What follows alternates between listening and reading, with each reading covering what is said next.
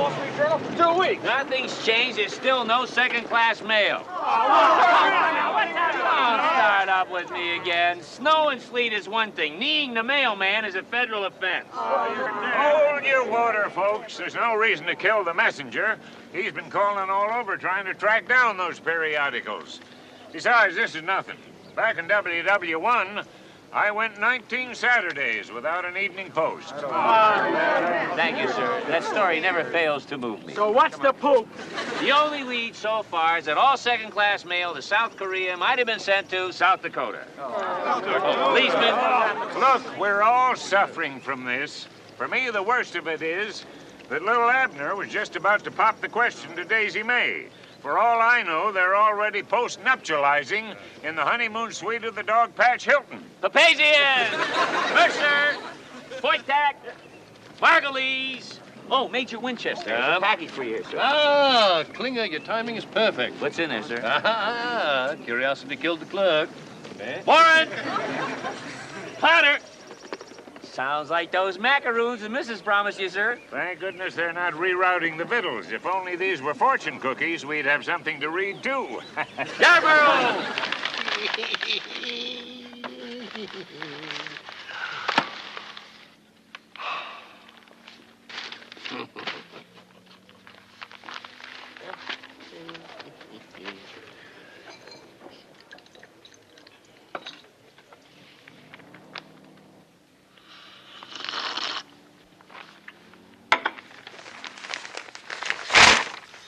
Charles. Morning, Hunnicutt. Trust you slept well? I'm not finished yet, so stop slurping and snapping your newspaper.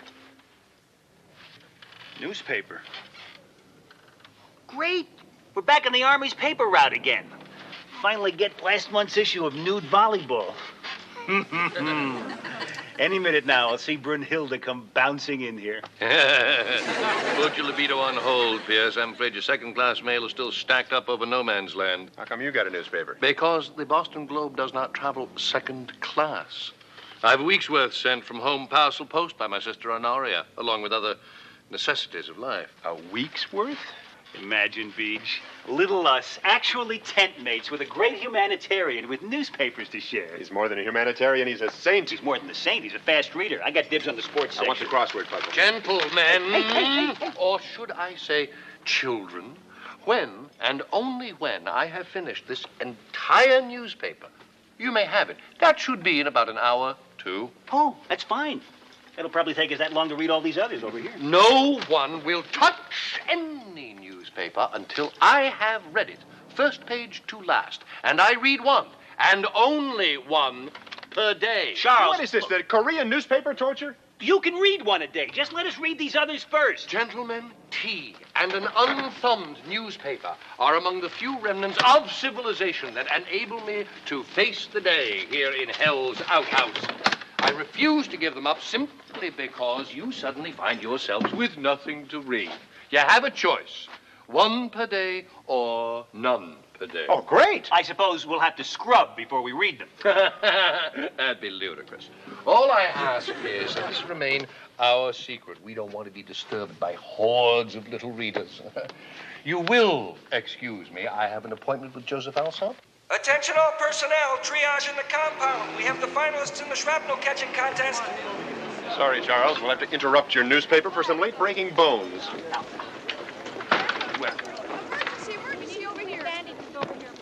Nurse, another North Korean bad chest wound. Hi there. I hope the fact that I'm on the side that shot you won't strain our doctor-patient relationship. Good morning, Dr. and Mrs. America and all the ships at sea. Dateline, Dog Patch. Highly placed sources at I-Corps have learned that little Abner and Daisy May have tied the knot. Hey! Rats, I've missed the wedding of the century. Well, come on, Klinger, fill us in. It seems little Abner vowed he would only get married if his ideal, fearless Fosdick would do it first. What, pray tell, is a fearless Fosdick? Everybody knows he's the gumshoe with the ventilated head, doofus. And you call yourself well-read? Well, anyway, Fearless got married, so naturally little Abner did too. But the next day, it turned out that Fosdick's marriage was a dream. Unfortunately for little Abner, it was real. Oh, no. I'm sure it's for the best. That Daisy May is a woman of quality. I bet she even had her feet shined for the wedding. Did your highly placed sources tell you where our lousy newspapers are? Sorry, folks, there's no news tonight. But fear not, for your reading enjoyment, I'm hot on the trail of a complete unabridged library of Army manuals. It's okay, it's nothing. If I don't get something to read soon, I'll go crazy. Major, in times of stress, we have to, tough it out. Beach, have you noticed how really well Charles is bearing up under the strain? Isn't he amazing? He doesn't make an issue out of it at all. He's really shown us what he's made of. Oh. Gentlemen, I suggest that both of you tend to your knitting. Do you read me? Retraction. Not you.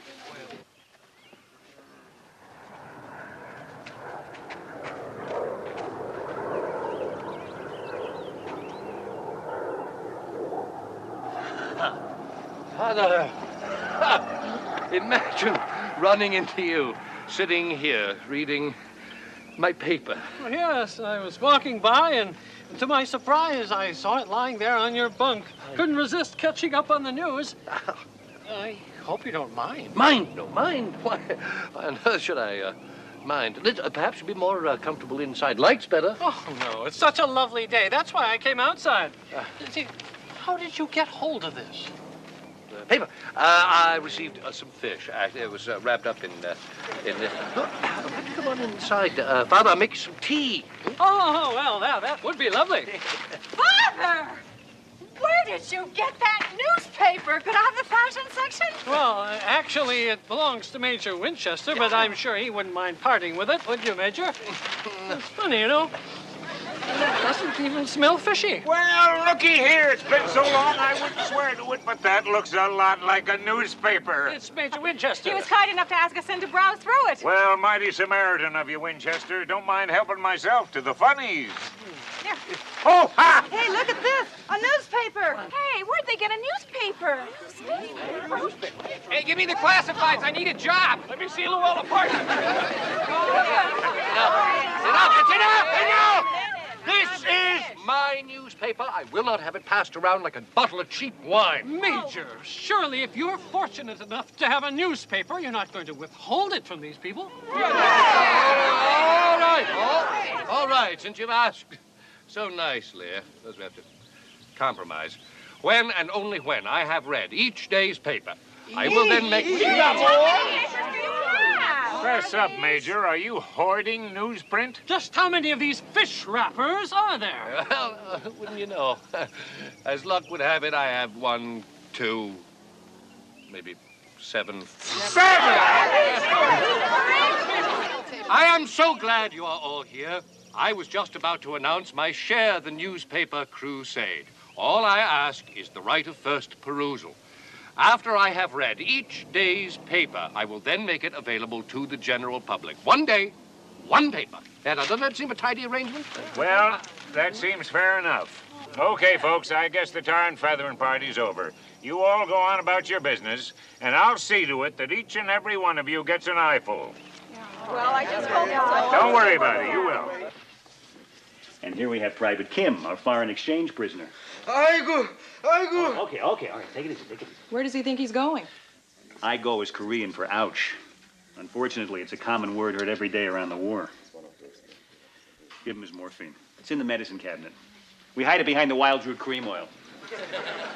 So what do you think? Should I ask her to the prom? 저리가 제발 혼자 있기 내버려두란 말이야. Well, with that kind of attitude, no wonder you can't get a date. Look, just take it easy. In a couple of days, you'll be fine. 저리가. Keep that up, you'll stay home New Year's, too. 여기 서라. Doctor, I'm Lieutenant Yu. My men and I are here to guard our prisoners. Oh, good. Just in the nick of time. Keep your eye on that one. This morning, he almost sat up. They will stay here until they're well enough to move. Then we take them to prison camp.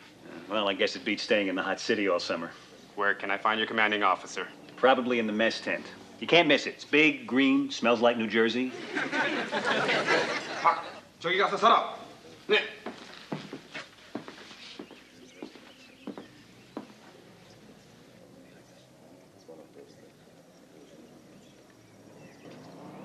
아빠만 똑바로 쳐다봐. 떼비 새끼야. Hey!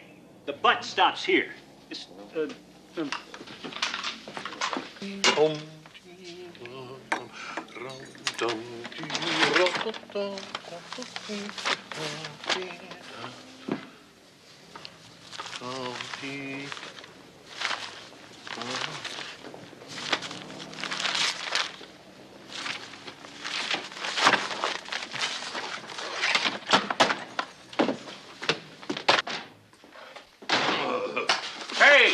You're not authorized to use... Stay out of this, Fairface, or this is going to be your lunch.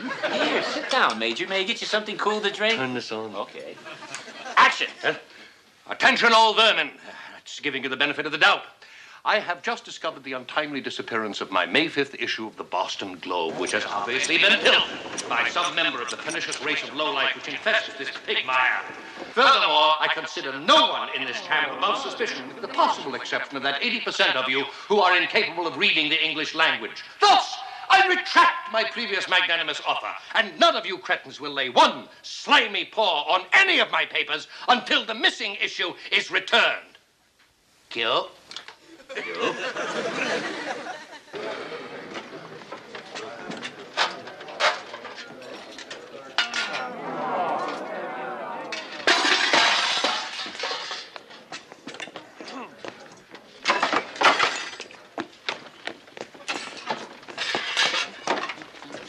I have some,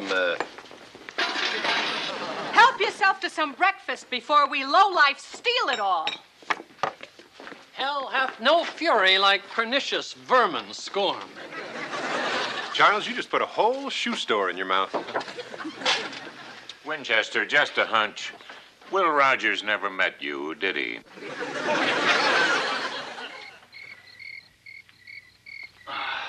Doctor, I was just wondering when the prisoners will be well enough to travel. What's the rush? You'll get your fists on them soon enough. The one with the stomach wound. He does not look good to me. Yeah, well, that's a funny side effect with people who have holes in their bellies. They tend not to look too good. But look, as long as your prisoner is my patient, any medical information concerning him is none of your damn business. That patient is in more danger than you know. What are you talking about?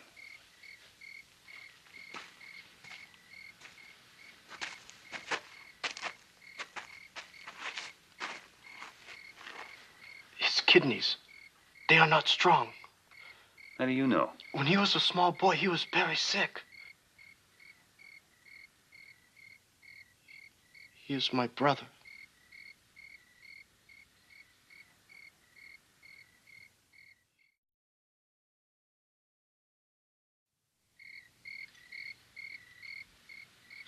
He's your brother. My real name is also Kim. We grew up in the north, in Pyongyang. My father, he knew war was coming, so he sent me to live in the south.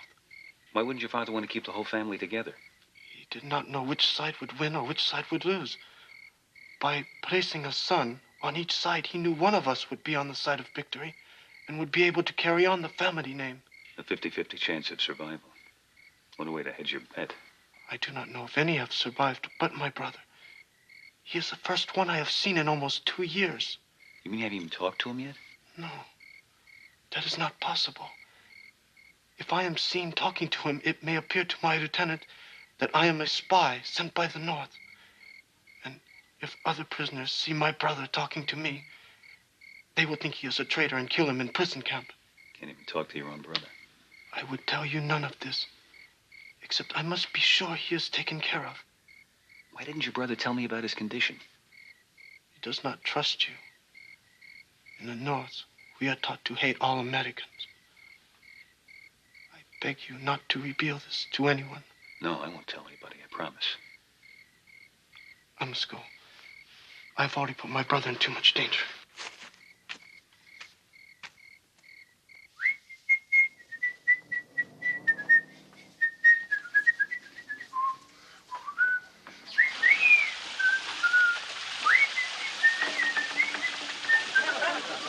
Hey! Hey! Hey! Swift! Oi! Hey! A brother's biggest problem ought to be who dad liked best. Uh-huh.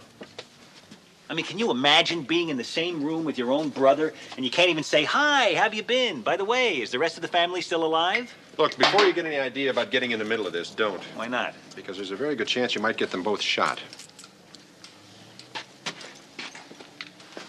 When I come to you for advice, why do you always give me logic?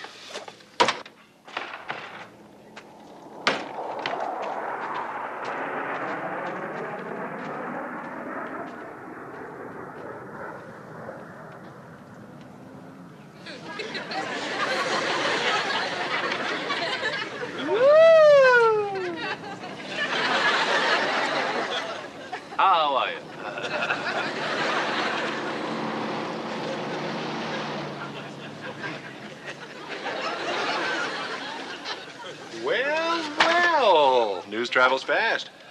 Charles, you didn't tell me you were in the paper. Is that the missing one? No, this is yesterday's. This prank is obviously the work of mindless boobs, and I will get you and Pierce for this. Ashamed as I am to admit it, Charles, we're innocent. Huh? Then who is responsible for this? You could narrow it down to anybody after yesterday's blistering radio editorial. Pigmire residents have feelings too, you know. Given the nature of the wrong done to me, I felt that the rhetoric fit the crime. All I know is if I had a rope dealership around here, I'd be a millionaire.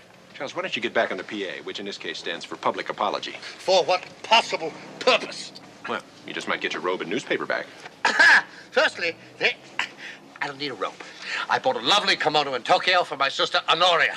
Secondly, the newspaper is no longer the issue. Revenge is the issue. Charles, I'm warning you. Bury the hatchet before they use it to chop you to bits. Never!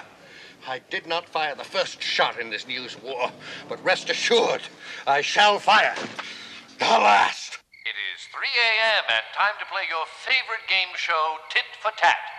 Given the juvenile behavior of all you bad little boys and girls, I just know you're all going to enjoy the following selection. Knock that off! Shut that off! You jerk! What do you think you're doing? Hey, guys! How much longer is this going to go on? Oh, don't worry about it, Hawk. It'll all blow over after they kill him. You guys were lucky to have been on sedatives. You didn't have to hear the blues in the night. Chuddy guy! Chuddy guy, yes, huh? You know, you don't have to worry about the food. Believe me, if it was poisoned, it would taste much better. Canada.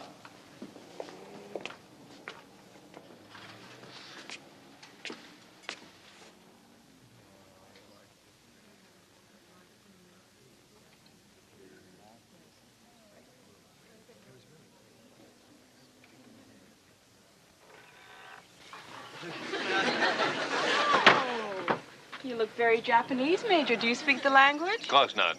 Ma, anato kashikaku shiteru.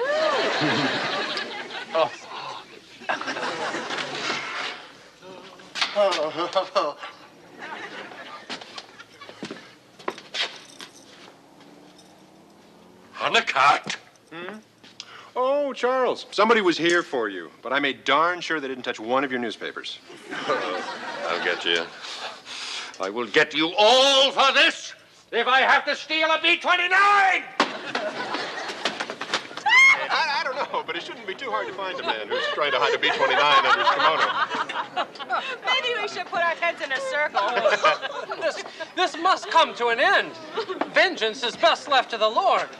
Besides, I can't get into my tent for all of Winchester's belongings. Oh, don't worry about it, Father. You're being martyred for a good cause. You can laugh, but there's no place to kneel in there.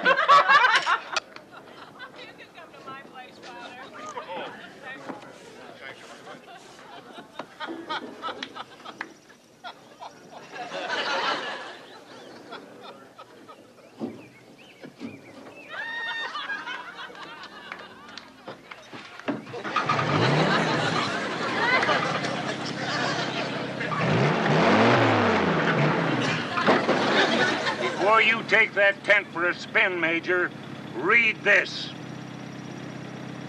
If you'd have just gotten off your big vendetta and moved on to your next day's paper, you'd have saved us all a lot of aggravation.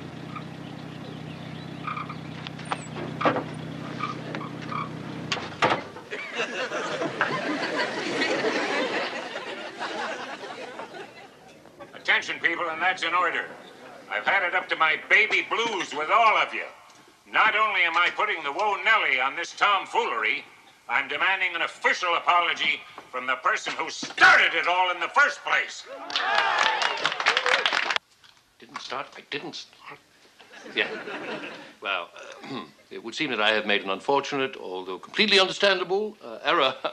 It seems that the May 5th issue of the Boston Globe, which I logically assumed to have been stolen, was in fact not delivered that day to certain areas due to a wildcat trucker strike. I hope you all find that as right, amusing as I do.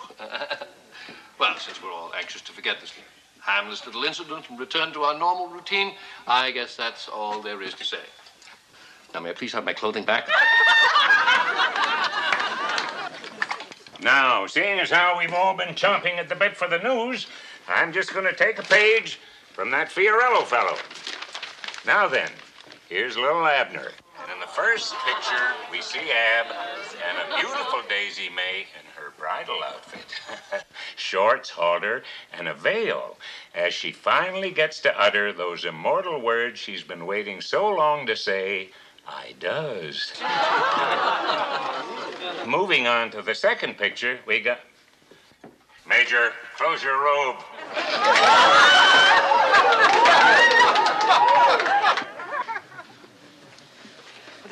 No, nothing to worry about. This won't even tickle. It's okay. Doctors, come quickly. There's something wrong here. What's the matter? What is it? Bleeding into his belly. We gotta get him to the OR right now. Gurney! Gonna need a lot of blood. Better be the right type. You know your blood type? Blood type A. All right, perfect. Cross-match him to make sure. You may have one less prisoner to take in. Come with me, please. Okay, let's get that needle in right away.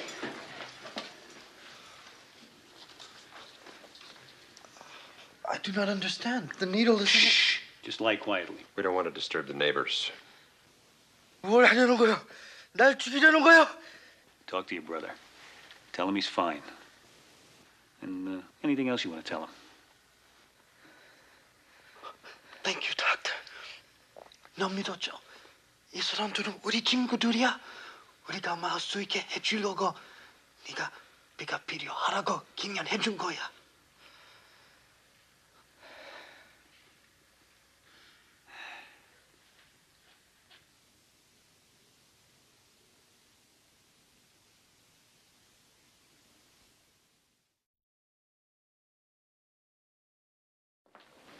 Unless you need something else, sir, I'll be leaving.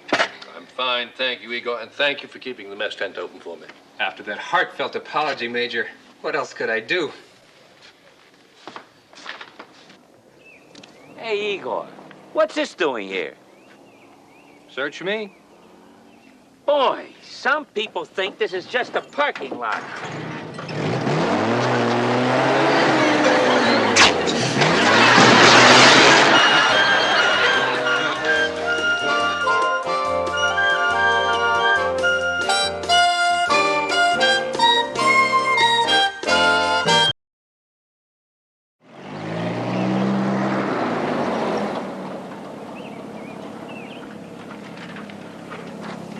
Hot diggity, another ringer for the old warhorse. No fair, Colonel.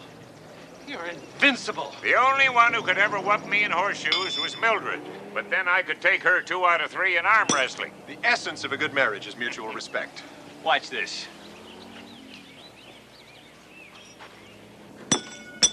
Oh, rats!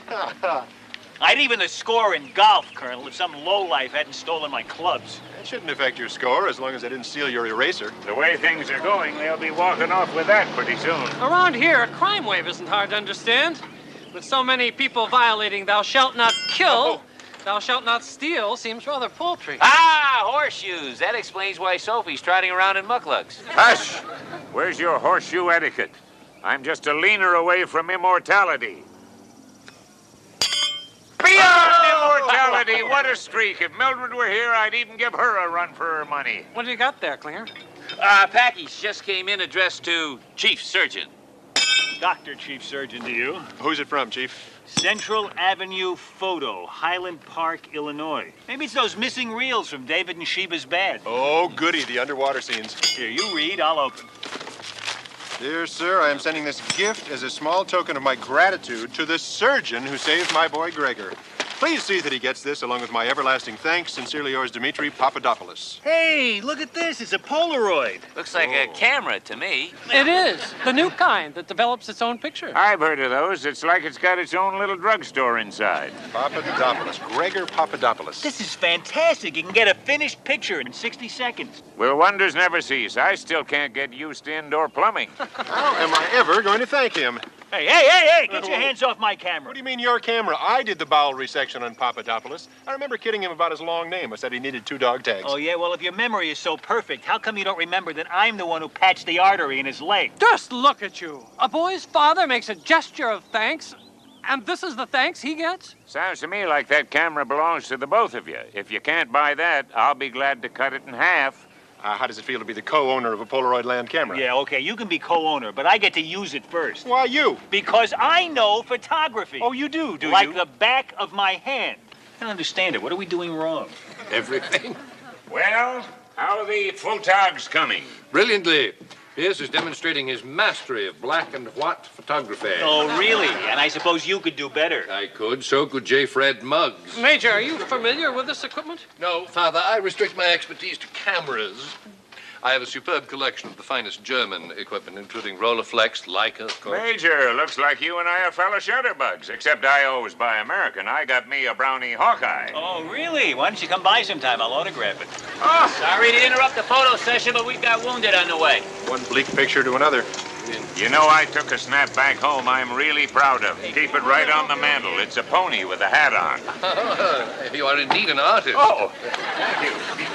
And another time, Mildred and I were up on Heavenly Hill. There was this big full moon, and suddenly it hit me. I took my trusty Brownie and had Mildred stand just so.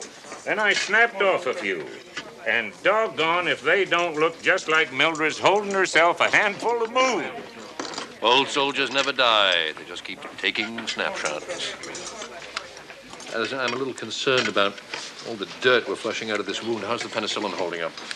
Well, what hasn't been stolen is locked up in the storeroom. Damn thieves, they won't get their hands on this batch if I have to sleep with it under my pillow. If you need more penicillin, I'll get it for you. Yes, do. We'll be needing it. Your RX is my command. Hey, Hawk. This looks more like Father Mulcahy than your photograph does. Honeycut. Don't forget, they laughed at Edison. They laughed at Fulton. They laughed at Pinky Lee. You just wait. It'll be only minutes before I master 60-second photography. 60-second photography? Does Pierce have a Polaroid? Yeah, Clamp. Can you imagine someone getting excited about a thing like that? A Polaroid? Come on, everybody. Tall ones in the back. No, not you. You're too short. Stay where you are. Get in the second row, Roy. And leave some space in the middle there for me. This first one's going stateside to my mother. Klinger, do that one more time and you'll never see those fingers again. Okay, come on now, everybody. Be happy! If you tell me to say cheese, I will tell you goodbye. Quiet, Winchester. And tilt your head a little. We're getting some glare off it. Major, I don't think you're doing this right. It ought to be boy, girl, boy, girl. Please, Colonel, please let me handle this. Pierce, Honeycutt, I've done my part. Now get out here with your camera. How could you just go to OR and leave it on the bed? How could I leave something you wouldn't let me get my hands on? Out of spite. All right, boys, what's all the tumult? The camera's been stolen. What? Probably a representative of the Society for the Prevention of Cruelty to Film. What do you mean stolen? Our resident klepto must have lifted it while we were in OR. Damn it, I've had it up to my eyebrows with all this filching. And I'm going to do something about this before we all end up standing around their skivvies. Easy, Colonel. A camera can be replaced, but blood pressure is forever. The hell with my blood pressure. Klinger! Yes, sir. Fill out that stolen goods report on the camera. Klinger, go! The thief was nice enough to leave the box. Come on, I'll give you the serial number from him. You MPs, come with me. I'm going to get you boys some reinforcements. This thing is bigger than both of you. You imbecile! How could you do this to my mother?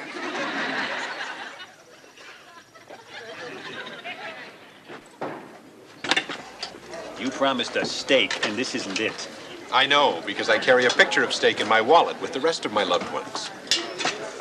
I made that promise before someone raided the icebox. He stole all the beef and just left the cold cuts. At least we know now we're not dealing with an idiot. What's the war coming to? Remember when we first moved here, you could go to bed and leave your tent unlocked? At night, you could walk through the minefield without having your wallet stolen. Klinger, what do you hear about our cameras? Not a peep, sirs. You'd think after a week they could at least come up with a dead end. The trouble is, the way this crime wave is spreading, I'm sure CID has more of these reports than they can handle. So, we get lost in the shuffle? I'm not giving up that camera without a fight. Oh, yes, of course I'll wait. In fact, I'll be glad to. Dad's telling him, Hawk. There's no point arguing with the clerk. He's putting me on with a superior. Hello, Corporal. Now we're getting somewhere. My name is Pierce, Captain Benjamin Franklin of MASH 4077. I'm calling about a stolen goods report that I filed on a Polaroid camera. I filed it. What? Polaroid. It's a camera. It developed its own pictures. No, I'm not kidding you. No. No, this is not Crazy Al of Special Services. Would you just... Yeah. Yeah, I guess you could take those kinds of pictures, yeah. Yeah. No, I haven't taken one. Because I don't have the camera because it's been stolen, remember? It'd be faster if we got Papadopoulos to send us another one. I did file a stolen goods report. That's why I'm calling you. Will you just check into this? Will you just check into it? What? Oh, I see. His clerk takes care of this. I should have known. Hello, Private? How've you been? He told us he'd get to the bottom of this. Those guys are tough. Their motto is, he who hesitates gets promoted. Yeah. Yeah, uh-huh. No, I see. Thank you. Thanks very much. So, what's the story? Klinger, they're having a little problem with the stolen goods report of yours. What, they couldn't read my typing? They couldn't read it because they didn't receive it. Are you sure you sent it? Of course. I may be pathetic and inept, but I ain't dumb. That report was filled out in triplicate and sent off last week, and I can prove it with my file copy. Everything's strictly by the book. Stolen good reports. Here we go. Filed under G. For Ghana. You can always tell a Kelly. There you go. My file copy. CID copy. I-Corps copy. Oh, my God. I distinctly remember sending that stuff out. What'd you do, send empty envelopes? I must have sent them the carbon paper. What an original mistake. Look, I'm sorry. I'll send it right away, and I'll even postmark it yesterday so it'll get there soon. What's the point? You've already given him a week's head start. We'll never see that camera again. That's a shame, too, because I'd really love to take a picture of Klinger doing his job. I wouldn't have to worry about him moving.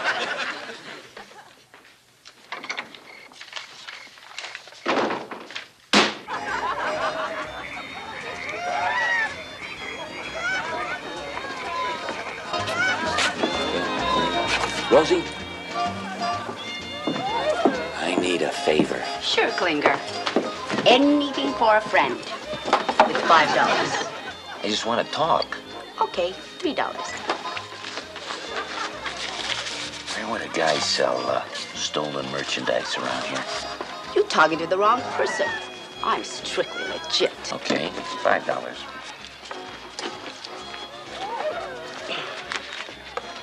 You heard of a place called Little Chicago? Little Chicago? What's that? Big place in field somewhere. Just like Macy's, except everything there's stolen from Gimbel's. Black market, huh? Pitch black. That sounds like what I'm looking for. Where is this place? Always one step ahead of the law. You think MASH Mobile? This Little Chicago. Really toddling town. Where is it right now? Uh-oh. Rosie's memory seems to be slipping. How much to cure your amnesia? Oh, Klinger, you just like family. $3.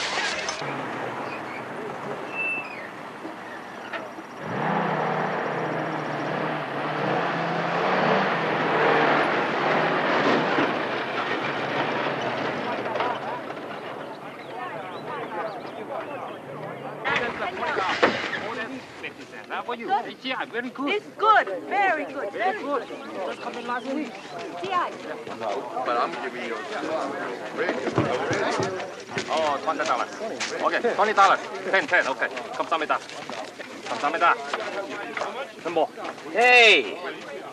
This is the watch I lost last year. Where did you get it? Wait a minute, G.I. How do you know it's your watch? Well, how many Lady Benrises do you have that say Max Klinger on the back? This is my last one. $20. $20? Of course. It's monogram. Why do I have to pay to buy my own watch back? You don't like it? There's complaint department. So what do you got in cameras? I got no camera. Try over there. Good radio. Thank you. Hey, buddy, I'm looking for a special kind of camera. Makes its own pictures. You push a button, pull it out from the other side, wait a while, and... Ah, you mean Polaroid. You lucky. This brand new. Come in last week. I had a feeling you did.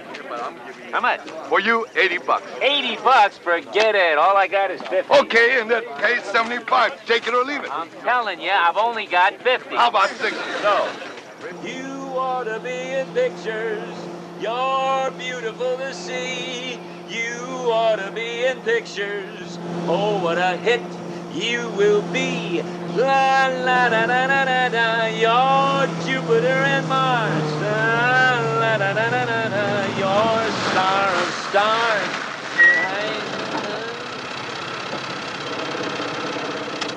Hi, fellas. What's going on? Just setting up a routine check of all vehicles, Corporal. Well, check away. Always willing to cooperate with men carrying automatic weapons. What are you looking for? CID's coming down hard on all the stealing that's been going on. Oh, yeah, well, you don't have to tell me about stolen merchandise. Mind if I look at that camera, Corporal? Of course I don't mind. But I think it's important for you to know it was stolen. Serial number and initials match. Corporal, are you aware this camera's been stolen? Yeah, sure. I just found it and bought it. It belongs to Captains Pierce and Honeycutt. Well, I'll be seeing you. Good luck with your roadblock. Hold it, Corporal. It says here it belongs to Captains Pierce and Honeycutt. You acquainted with these men? Acquainted?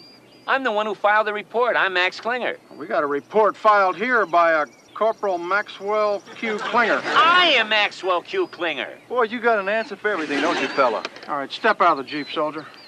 Oh.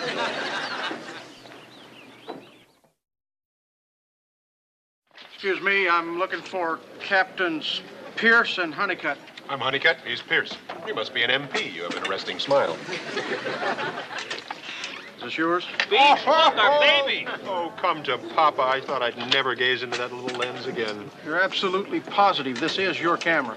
Absolutely. Positively. Look, it even has my BFP scratched right there. Wait a minute. You scratched your initials in our camera? An old habit from summer camp, where initials are 9/10 of the law. Well, don't forget that 5/10 of the camera is mine.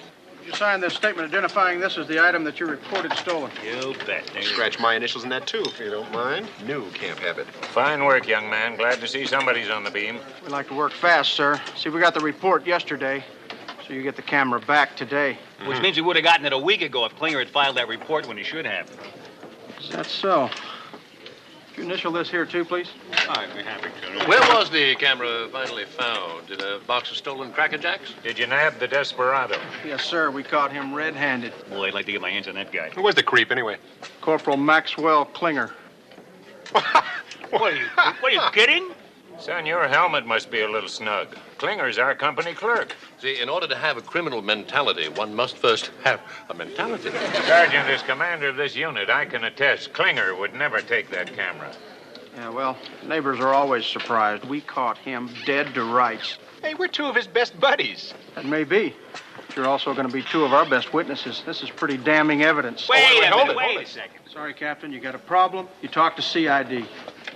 And so I took the MPs back to the spot where Little Chicago was, and the whole place was gone. Not a trace. It's been a long day for you, hasn't it, son? How would you like to spend 3 hours in a detention cell with a drunken Mongolian pickpocket? He tried to lift my wallet 4 times. 5. Well, we all wanted you to know you've got our complete support. Does that include the witnesses for the prosecution? Hey, wait a second. All we did was tell him it was our camera. You also told him that I held back the stolen goods report for a week. We wouldn't have said anything at all if we'd known you were the one who stole it. Well, you know what I mean. You guys are going to be wonderful on the stand. Why don't we just call the firing squad now and avoid the rush? I lay out $60 trying to help my friends, and this is the thanks I get. Come on, we're not ungrateful. Don't give me that we'd stuff. have never said anything to get you in trouble on purpose. Now, everybody calm down and let grayer heads prevail. Let's look at the facts. Before the Army gets involved in a court-martial, there's got to be an investigation. Why? Colonel, I'm like a son to you, aren't I? The Lebanese lad I never had. And you know I'd never lie to you if the chips were really down. I'd bet my carcass on it. Then believe me, sir, I didn't steal anything. There. Now you don't have to investigate. I wish it were up to me, son, but the Army's got its own way of doing things. That's why they've assigned an independent, impartial investigator. A total stranger? Someone who's never broken bread with me, never basked in the warmth of my smile? Klinger, put down the shovel. You're innocent. This investigator will find out he's on a wild goose chase. Oh, yeah? With my luck, he'll be some weenie guy who's just itching for a chance to get even for the lousy hand life dealt him, who resents swarthy men of action. Excuse me, sir. My wild goose is cooked.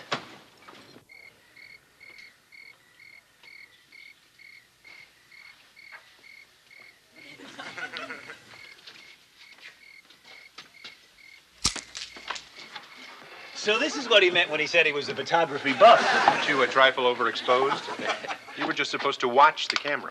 Gentlemen, I thought this would be the perfect opportunity to bring my passport up to date. See, in mere seconds, I will show you the proper use of this toy. Forget it, Marlena.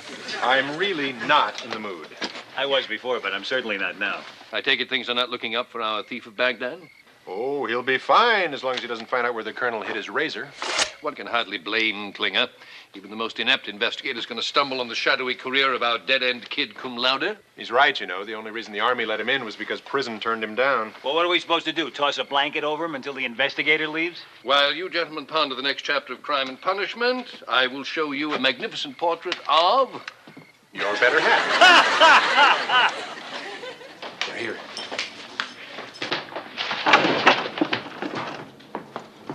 Klinger, this is the best damn job of cataloging I've ever seen. No telling how many lives you've saved. Hello. Captain, this is B.J. Honeycutt, my esteemed colleague. And this is Corporal Maxwell Klinger, our even more esteemed company clerk. Gentlemen, this is Captain Triplett from CID headquarters. Pleased to meet you, Corporal. Pleased to meet you, sir. Corporal. Oh, beg pardon. I didn't know we had company. Colonel Potter, meet Captain Arvin Triplett, special investigator from CID. Pleased to meet you, Colonel. Likewise, Captain. I'm afraid you caught me in mid-paperwork. Do you mind if I do a little business with my clerk? It won't take long. Certainly, Colonel. Corporal, are this week's requisitions ready for my... Hancock, John, sir. Now, how are you coming with that detailed inventory of the supply room? All completed, sir. Isn't he Oh, he's a real paper tiger. Now for the really tough one. Have you completed indexing the patient's medical records for the last year? Oh, come on, Colonel. He's only human. Cross-index to blood type, sir. Also to height and mother's maiden name. Every so often I toss him a knuckleball, but wouldn't you know it, he always handles it. No time for blushing, sir. I'm off to post-op to read to the soldiers with eye damage.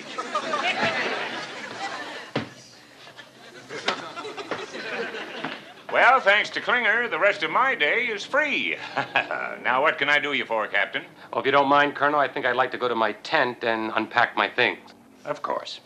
If Klinger hasn't beaten me to it. Uh-huh. And then Klinger said to me, it's not the quantity of souls in your parish, but the quantity of souls in your parish that don't perish. Yeah.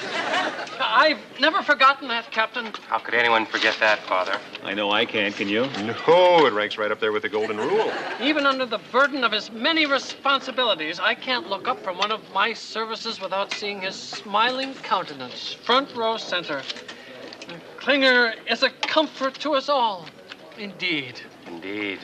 I think Klinger's record speaks for itself, Father. Wow, Father, they got cold cuts. Yeah, that Klinger, he's a real great guy. Always coming through for us. See these fresh oranges? Klinger traded 6 cases of sea rations for them.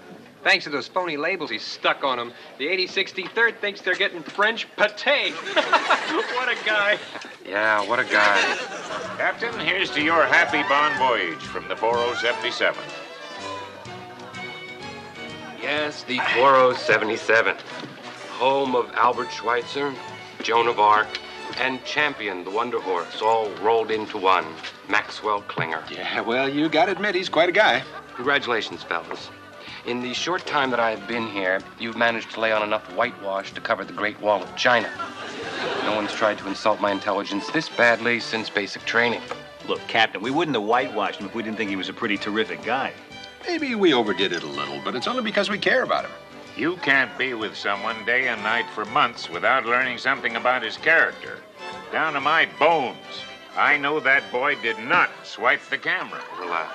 Klinger's off the hook. Huh? What do you mean he's off the hook? I found absolutely no hard evidence that points to Corporal Klinger's guilt. Oh, no, that's more like Yeah, sure, he's obviously a top-notch finagler and con artist, but the Army's full of those. Oh, this calls for another round. Rosie, let's have some drinks on me to the man of the hour, Captain Triplett.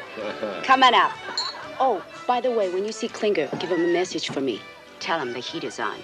CID is investigating stolen goods, so this bad time to sell anything in Little Chicago. Okay, I get the drinks now. No, not for me. I've just gone back to work.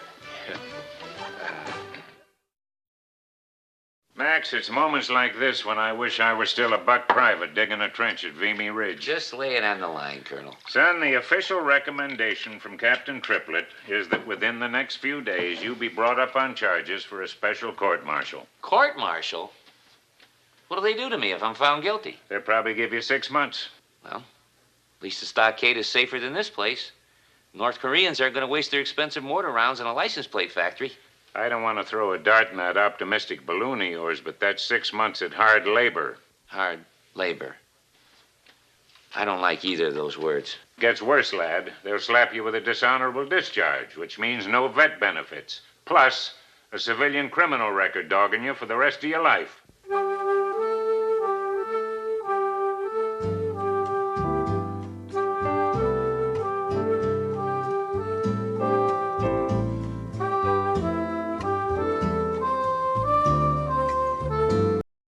Hey, look at this. It's a Polaroid. If you need more penicillin, I'll get it for you. All right, boys. What's all the tumult? The camera's been stolen. They're having a little problem with the stolen goods report of yours. What, they couldn't read my typing? They couldn't read it because they didn't receive it. I must have sent them the carbon paper. What an original mistake. Little Chicago, what's that? Big place in field somewhere, just like Macy's, except everything there's stolen from gimbals. Hey, buddy, I'm looking for a special kind of camera. You mean Polaroid. You lucky. This brand new. Come in last week. Corporal, are you aware this camera's been stolen? Yeah, sure. I just found it and bought it. All right, step out of the Jeep, soldier. Down to my bones. I know that boy did not swipe the camera. Relax. Klinger's off the hook. Oh, by the way, when you see Klinger, give him a message for me. Tell him the heat is on. CID is investigating stolen goods, so this bad time to sell anything in Little Chicago. Okay, I get the drinks now. No, not for me. I've just gone back to work. Court-martial? They'll slap you with a dishonorable discharge, which means no vet benefits. Plus, a civilian criminal record dogging you for the rest of your life. What I don't understand is, even if I did it, which I didn't, why are they making such a big deal over one lousy camera? Well, they figure big crime rings behind all these thefts, and they hope you lead them to the bigger sharks in the pond. Wonderful. Son, I'm sorry to have to tell you this.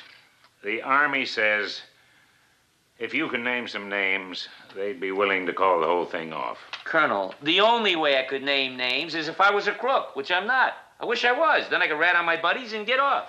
Well, don't go and get yourself fitted for a ball and chain yet. You've still got your day in court, and you've got the truth on your side. With all due respect, sir, at this point, I'd rather have an unimpeachable paid-off witness. You got more important things to worry about, like getting yourself a defense counsel. My Uncle Harry's the best whiplash man in Toledo, but he's tied up right now. Could we put this off for 10 years to life? Well, don't worry about getting a real lawyer. In these parts, the Army only uses officers, one for your side, one for their side. You can even pick your own if you have somebody in mind. I can't represent you. We're both witnesses for the prosecution. Didn't Colonel Potter tell you that? Sure he did, but picture this. If one of the state's two-star witnesses suddenly defends me to the hilt, then the whole case would be exposed as an ugly fabrication of sham. I think that's what's known as a conflict of interest. Oh, sure. They got rules for everything. What are they paying you to torpedo me? They subpoenaed us. Klinger, why are you trusting your future to the hands of a man whose sole legal knowledge is the age of consent in all 48 states? That's what makes him the perfect choice. He can talk anybody into anything. Just ask 2/3 of the nursing staff. Klinger, you're missing the point. A court-martial board is not going to be swayed by the carnal cliches of a third-rate Lothario.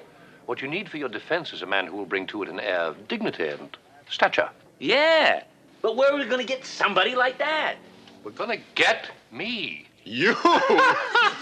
Charles Emerson Winchester, defender of the downtrodden. Charles, you do all the trodding. That's how they got down. Why the sudden interest in Klinger's welfare? Yeah. You don't even like me. You're always calling me those long four-letter words. I will defend you because I'm the officer most qualified to do so. Finally! Someone who thinks I'm innocent. I didn't say that. Your guilt or innocence doesn't concern me in the least. What concerns me is winning. Sounds like a lawyer to me. Now, this is serious business. What makes you so sure you can win? Why not? After all, what is an attorney but a graduate student who couldn't get into medical school? Gee, somehow being defended by a guy who hates my guts makes me nervous. A good lawyer is not swayed by disaffection for one's guts. It'd be a rare opportunity. The litigious excitement, the thrust and parry of a verbal joust with a worthy opponent. I didn't understand a word he said. What a perfect lawyer. Don't do it, Klinger. Let I-Corps assign somebody. Oh, sure. Some apathetic clock puncher who doesn't care whether he wins or loses. Let me defend you, Klinger, and I assure you, you won't regret it. It'll be the most rational decision you've made since you renounced women's wear. Consider, Klinger, the first syllable of Winchester is win. Okay, Major, you got yourself a client. Major, tell the court, if you would, please, what you know of the defendant's character. All right. Maxwell Klinger is a rare individual. Not only is he honest and trustworthy, a font of loyalty. Your Honor, would you instruct the witness to stop tittering and answer the question? Please answer the question, Margaret. Major. I'm trying to help, but this isn't easy. He is also the cement that binds our unit. Binds our unit! I render an opinion from the bench. Continued hysterics from the witness might tend to undermine her credibility. Major, you may step down and continue all the way to out.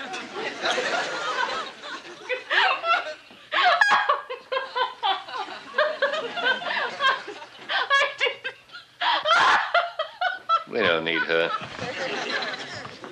And she's one of the friendly witnesses. I would like to call to the stand one Father Francis Mulcahy. Thank you, Father. Father, would you tell the court in your own sacred words your assessment of my client's character? I'd be delighted. I think the following anecdote capsulizes the essence of the man. Please proceed and speak up. Recently, I find myself in need of some new Bibles for my Sunday school class. Ixnay, Father. Klinger, this is no time for modesty. Please proceed, Father. The old ones were all tattered. Now, where was I going to find 18 new Bibles, and at a price we could afford? Where, indeed. Well, sir, I confided my dilemma to Klinger, and somehow, like a miracle, the next week, 18 brand new Bibles turned up. I don't know how he convinced the Seoul Plaza Hotel to make that generous donation. That's a wonderful story, Father, but I don't think I can base the case on the stickiness of my client's fingers. Sticky fingers? You mean hot Bibles? Hey, Hawk, what kept you? Oh, I'm sorry. I got wrapped up in that symphony on Charles's tape recorder. Oh, yeah? I completely lost track of time. Isn't that thing fantastic? The resonance, the clarity. When was the last time you heard the 1812 overture sound so lifelike? Not since 1812.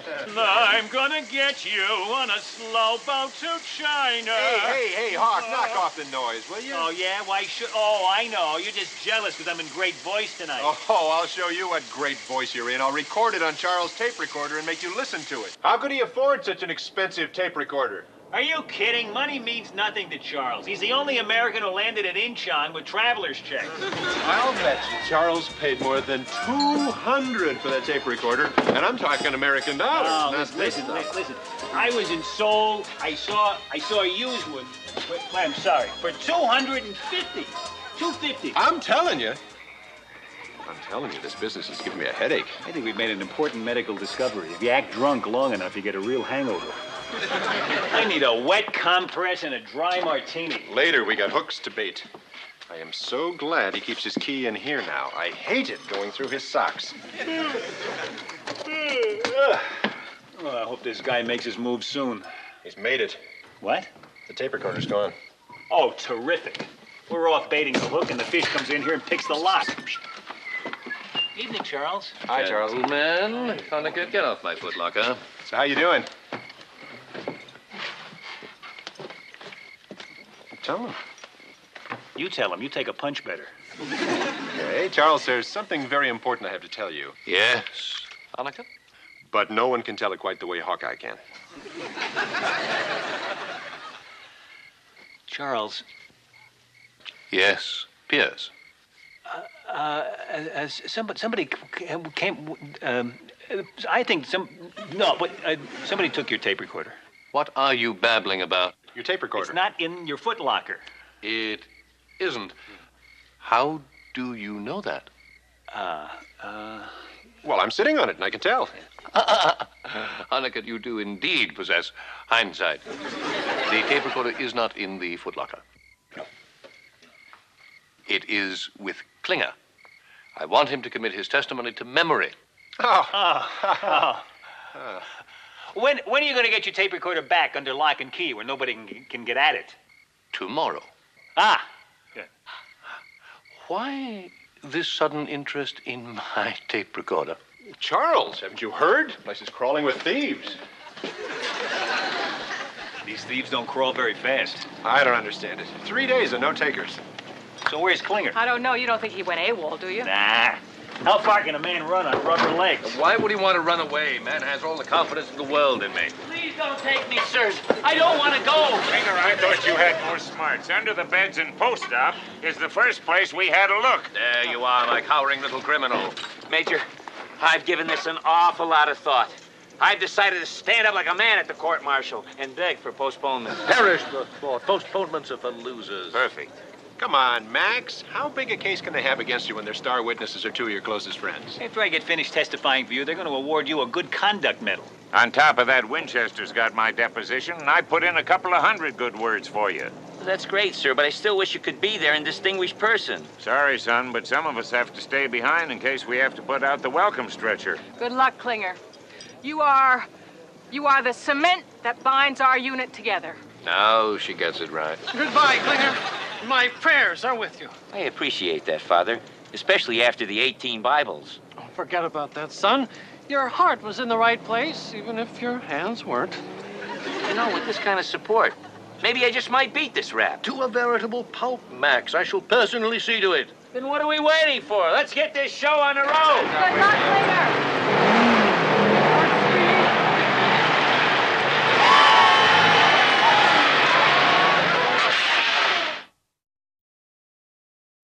Stand what? At ease, take a seat.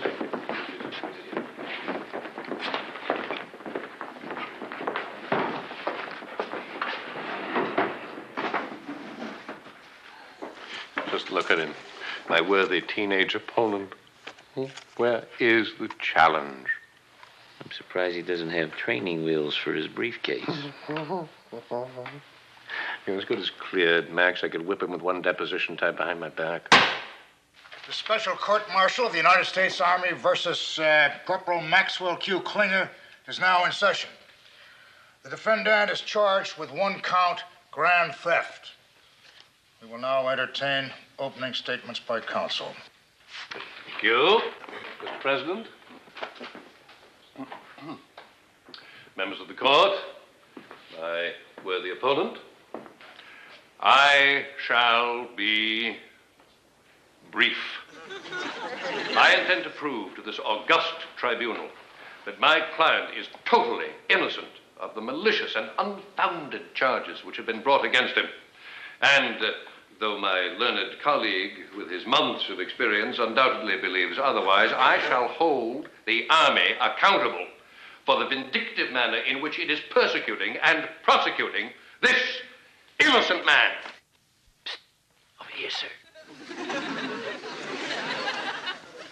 I mean, of course, this innocent man, sir. That's interestingly stated, Major Winchester, but you're out of order. Out of order? I don't understand. It's not your turn. The prosecution speaks first. Of course he does.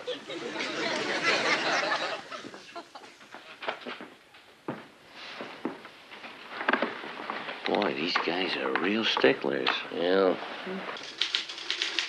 Colonel, I finally found that rectal thermometer invoice. Klinger had it filed under business equipment. Thank you. In a couple of days, I'll have this cockeyed system all straightened out. Don't uncockeye that system, Major. Otherwise, when Klinger gets back, he won't know how to misplace the stuff properly so he can find it later. What if he doesn't come back? Knock off that kind of talk, Major Houlihan. I'm sorry, Colonel. We've got to keep positive thoughts here. Now, how you doing, Padre? Actually, I'm quite enjoying the job, Colonel. Temporary though it may be. I only wish I had a machine like this for my own personal use. Well, talk to Klinger when he gets back. Probably plenty more where he hustled this one from. Damn, I wish I could be there in person to vouch for his character. Now then, Captain Pierce, this shouldn't take long. For the record, I have here a statement declaring that the camera which was found in the defendant's possession was the same camera that you reported stolen. Is this your signature? Rather mundane opening ploy. Yes, but when I signed that, Thank I didn't... you, Captain, you've answered the question. And does this statement not also acknowledge that Corporal Klinger failed to file a stolen goods report when asked to do so by his commanding officer? Yes, but he filed it as soon as we found out As soon the as you reason and Captain Honeycutt discovered his so-called oversight and left him no choice. Objection. The prosecution is clearly trying to lead the witness. Mr. President, although the prosecution has subpoenaed him, Captain Pierce is a friend of the defendant. He has continually expressed a reluctance to testify against him. Clearly, he is a hostile witness, and pursuant to the Uniform Code of Military Justice, I believe that it is my right to employ a greater latitude in questioning him. Captain Rollins, you have certainly done your homework. How appropriate for a schoolboy. Objection overruled. Proceed, Captain Rollins. Just, what? Major, sit down. Now then, Captain Pierce, where were you when the camera was stolen? I was in surgery in the OR, and so might I add was Corporal... Confine your answers to the questions, Captain, please. Now then, where was Corporal Klinger? As I was about to say, Corporal Klinger was in the OR, helping out as he always does. I see, helping out. Yes. Would that include such things as leaving the OR to go for penicillin? Well, yes, but that was, if I may say so, a compassionate and heroic function. And just how long did he take to perform this compassionate and heroic function? Well, I don't know. I was busy with a patient. I wasn't watching a clock, but it certainly wasn't long. Well, long enough for Klinger to get to your tent, take the camera, stash it away, and return. No, not as long as that. How do you know that? Did you not just tell this court that you were busy with a patient and not watching the clock? Well, those were my words, but that's not what I said. That's short, Captain Pierce. You don't know how long Corporal Klinger was out of the OR. Objection. The question is irrelevant and immaterial, and I'm sure a few other things. I fail to see how this damning testimony establishes my client's guilt or innocence. Well, you're the only one, Major. Overruled. Captain, answer the question. I might remind you that you're still under oath. I don't know how long Klinger was gone, but the supply room Thank is you. very... Your witness, Major. I have no further questions. Say not.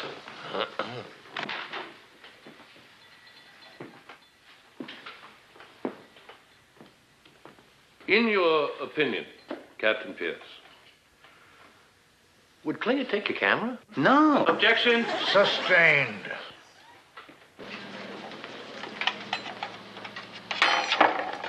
Colonel, you have to eat. Depriving yourself of food isn't going to help Klinger. Next, Major, you're going to tell me to make all gone. Everyone shows their anxiety in different ways, Colonel, but to shun the necessities of life... It's not the anxiety, it's the pimento loaf. They're back.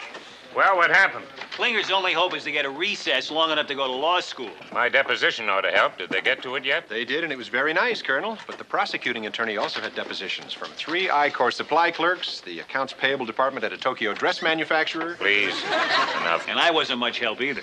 Attention all personnel. In honor of the return of Captains Pierce and Honeycutt, we're having a big Meet the Wounded party in OR. Great. 2 bloodbaths in 1 day. How then do you explain that when the arresting MPs returned with you to that exact spot, not 30 minutes later, there was no trace of this little Chicago? Well, he must have packed up and left. Oh, come on now, Corporal. Isn't this obviously a case of res ipsa loquitur? Racial Pepsi-Cola? I must object strenuously. On what grounds? Because, have it in a minute. Major, we don't have all day. What is your objection? Understand. Unum pillulae acidus salicylicus, trace in diem post sebum. Forgive my ignorance, Mr. President, but that's a term I'm not familiar with. Oh, don't know. Well, I am. Major, I want you to explain to this court exactly what that means.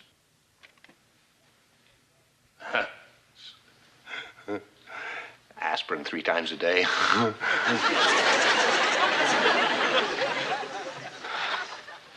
Easy on the suction, or we'll turn him inside out. Look, shrapnel. Yes, he's sure got his minimum daily requirement of iron. Forceps. Damn it, hurry up. Poor boy's been here before, hasn't he, Doctor? Unfortunately, too many of them come back for seconds. Here are those towels you asked for, Major Willie. Thanks, Father. Goldman, get these towels distributed. The point is, gentlemen, that my client is totally innocent of all the charges against him. Of that, there can be no question. But if you, in your wisdom, do not agree, think of me. My expenditure of time and effort has been staggering. And what of my credibility? 3 generations of Winchesters have never lost an argument, much less a trial. If you send this man to the stockade, it will be an injustice, albeit a minor one. But the damage to my reputation will be a tragedy of epic proportions.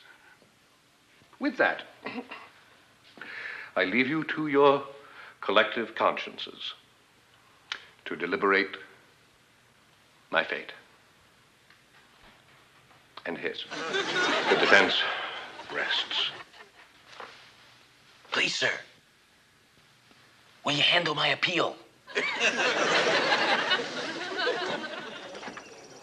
Retractor, Margaret.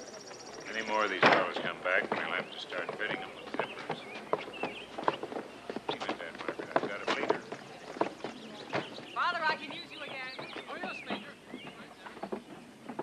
Tell him we're going to need more blood in here, and then give Dr. Pierce a hand. Hey, what are you doing? Beautiful. Keep snarling. You've got a real future in pictures.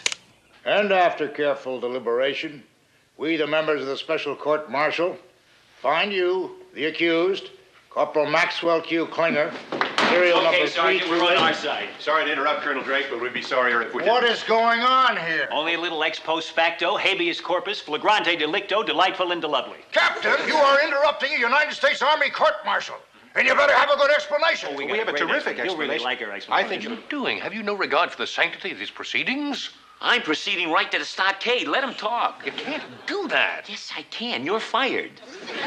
Will you get to the point? Talk is cheap, especially when one picture is worth 1,000 words. The missing piece to the puzzle was provided by Captain Rollins during his inspired 3rd degree. You see, he pointed out that Klinger wasn't in the OR when the camera was stolen, and we realized that all the thefts took place when we were in surgery. So when we got back to camp, we staged a phony OR.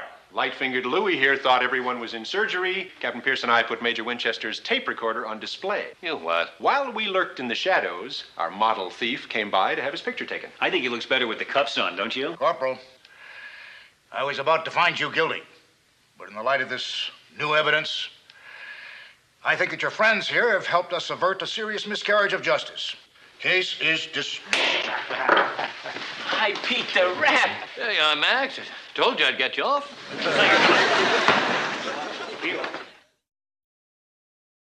Guys, I can't just take your camera. You paid for it. And we think it's appropriate that the new owner takes the picture. All right, everybody. Now get in there and scrunch together a little more. Somebody get my oils. I can paint this cluster with less fuss. Sorry to interrupt you, folks, but do you know where I could find Father Francis Mulcahy? I'm Father Mulcahy. Yes, Father, I'd like to ask you a few questions. It's about some stolen Bibles, 18 to be exact. Don't say another word, Father. Let your counselor handle this.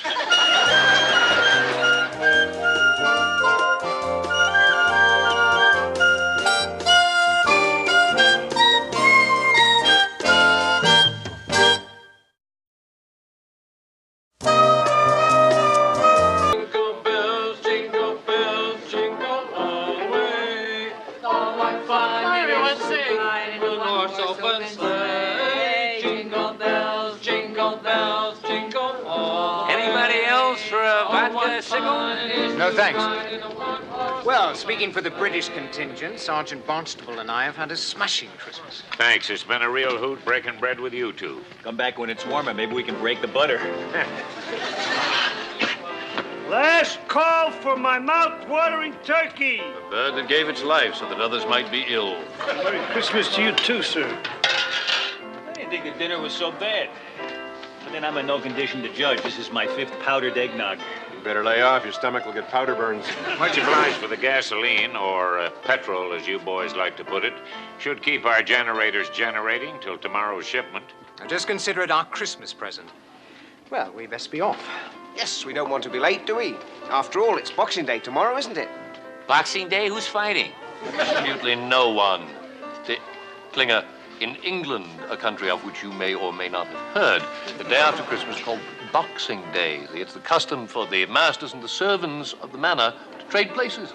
And in the case of the military, the officers trade jobs with the other ranks. You're enlisted men for a day. Hey, that's my kind of tradition. The only British tradition that's harder to swallow than mutton.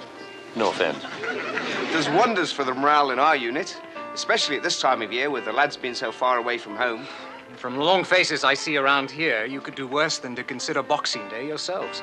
Well, cheerio. Sergeant? Good luck, sir. Fantastic. You know, Major Cass, those are the kind of ideas that keep the sun from setting on your umpire. Quaint. Well, thanks very much. Ta-ta. Ta. Ta-ta. How about it, Colonel? I don't know. I'm a little gun-shy of any tradition that hasn't been done before. If I'm not overstepping my underlingness, what you're gun-shy of is giving up your cushy-tushy job. Cushy-tushy, my you-know-what. I got the toughest job in this whole camp. Chock full of heavy responsibilities, big decisions. Sure, like whether to nap in your tent or your office, or whether to read Zane Grey or listen to Tex Ritter records. Or whether or not to bust an insubordinate clerk. Nothing personal, sir. Would you boys step over here for a minute? Come on, come on. The weather is better over here anyway. Sit down. Sit down. Thank you very much. Klinger, there are those who are meant to be led, and there are those who are meant to lead, which just goes to prove that this Boxing Day idea is absurd. Is that so? Of course. Once the lower classes have even a sniff of the good life, it's so hard to reconcile them to their proper place again. You know something, Winchester? Any idea you hate that bad must be worth serious consideration. What do you boys think? Trading places could be fun. Trading places? And a Christian gesture at that. Not unlike Christ washing the feet of the apostles. I'll trade places with anybody who isn't sober. I'm not washing anybody's feet. One salient point I think you've overlooked, is the medical unit. Having a man from the motor pool operate on a patient could be rather impractical. Winchester, just how short of smarts do you think I am? We've got a Christmas truce on, and only a couple of patients in post-op. Now, if you'll excuse me, Doctor, I'd like to get a couple of other opinions on this matter.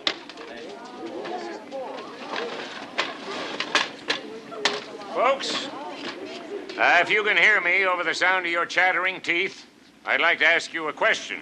It seems that the British have a tradition whereon the officers trade places with the enlisted personnel. Now, how would you feel if we did the very same thing at the 4077? All opposed?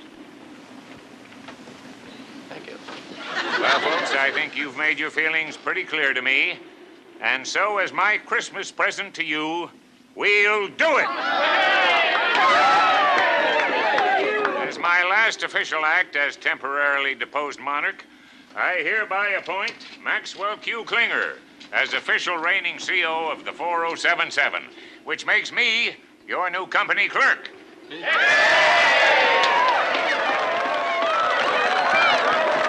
I can't believe you're actually going to trade places with this jerk. You heard these people. This is going to be great for morale. I think it's a ridiculous idea. We're about to hear from the commanding jerk. All right, listen up. First of all, I want to thank our great and benevolent former leader for bestowing on me the mantle of leadership. I want all my loyal subjects to be rest assured that I will not let this go to my head. I will be fair but firm. Enough of this baloney, so who's trading with who? Well, Colonel Corporal? I'll have that decision First thing in the morning. Hey, I've made my first decision. Merry Boxing Day, rise and shiver. Another fantasy interruptus. We're just about to undo the first snap on her parka. Klinger's called a meeting in his office in 10 minutes. Winchester only recognizes one 5:30 per day. This is not it. Klinger figures if he's going to be colonel for a day, he wants the day to last as long as possible. I'm not going anywhere until somebody takes this tennis ball out of my mouth. We were all drunk. You're not going to hold us to what we said last night. It still is last night. Sorry, boys, but I gave my word. This ain't no picnic for me either, you know. Last time I was up this early, it was to sit on a milking stool and grab me a handful of bossy. If your fingers were as cold as mine are now, that cow would have jumped over the moon. Let's go, boys. Let's go. Meeting in 10 minutes. I'm sorry. I know it's early, but I wanted to get a good jump on the day. Up, up.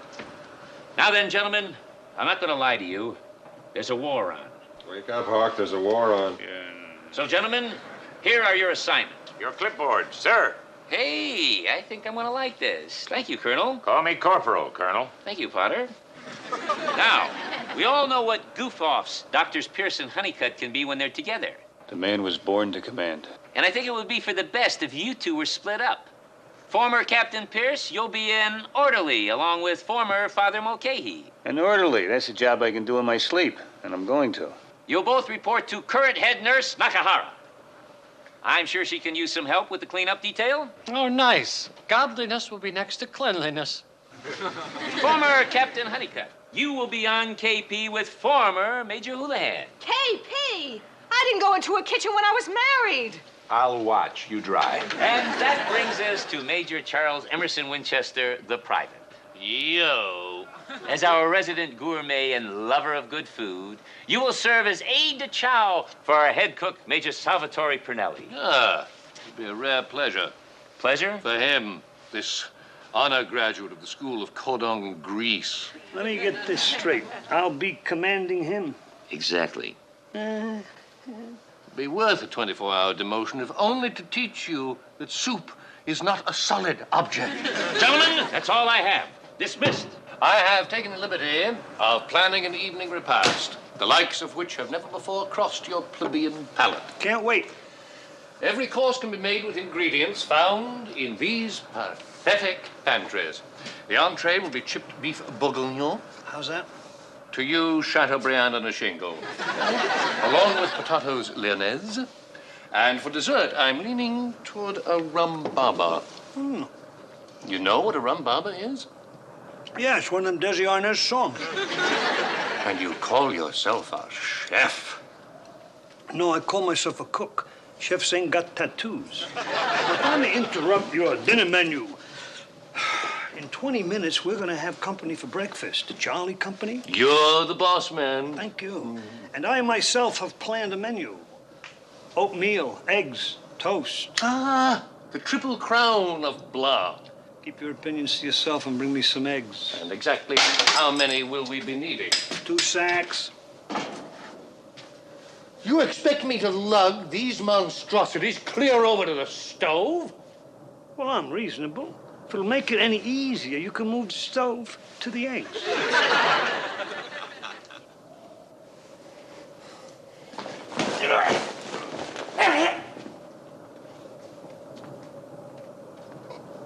And after that, we're going to need 4 sacks of oats. Those are the big ones. Oh, Rita. You know, it does a man so good to do manual labor. Is it sacrilegious to beat up a priest with a mop? Orderly. Time to change the linen. We just finished the floor and vice versa. What about breakfast? Sorry, you'll have your breakfast right after they have theirs. Oh, of course. How disorderly of me. We'll start right here with Slater. Don't worry, son. We'll be careful. Slater has nothing to worry about. I sewed a warranty on his transverse colon. Now, when changing sheets with the patient in the bed, the idea is to divide the bed into 2 halves. First they divide the country, now the furniture. What's taking them so long with the chow? Maybe they're trying to improve it with aging. This keeps up, Michelin's going to take away one of our stars. It's not our fault. We're still waiting for the cook. He probably ain't even slaughtered the spams yet. You think they're steamed now? Wait till they get the food. Watch it, you're sweating in the oatmeal. What load of difference? Relax, Charles. Tomorrow this will all be forgotten. On the contrary, I will have my trust to remember it by. 1 O-N-L. Only 1. Y space O-P. Damn. Pretty good typing. You're up to 6 dams a minute. Let's see how you're doing so far, soldier. This DA-26s are pretty simple. Requisition order 4077 mush. That was my first dam. 8 letters, 7 of them right. Not bad for an hour's work. Don't worry about it, lad. It took me a little while to get the hang of it, too. Where'd you get that? Out of my desk. Now, when you're through with the requisitions, and the morning reports, and the casualty figures, and the duty rosters, check on that shipment of gasoline. Sir, just one question. Is this a normal day's work for the company clerk? I'd have to admit, no. I thought so. To make it a normal day's work, I'd have to add running into Ouijambu for some oats for the colonel's horse. Thank you, sir. And getting on the horn to wheel and deal for some cheroots for the colonel's humidor. That'll be all, Colonel. When you get your next work typed, let me know. I'll be in my office. Hold all my calls, unless it's MacArthur. Damn!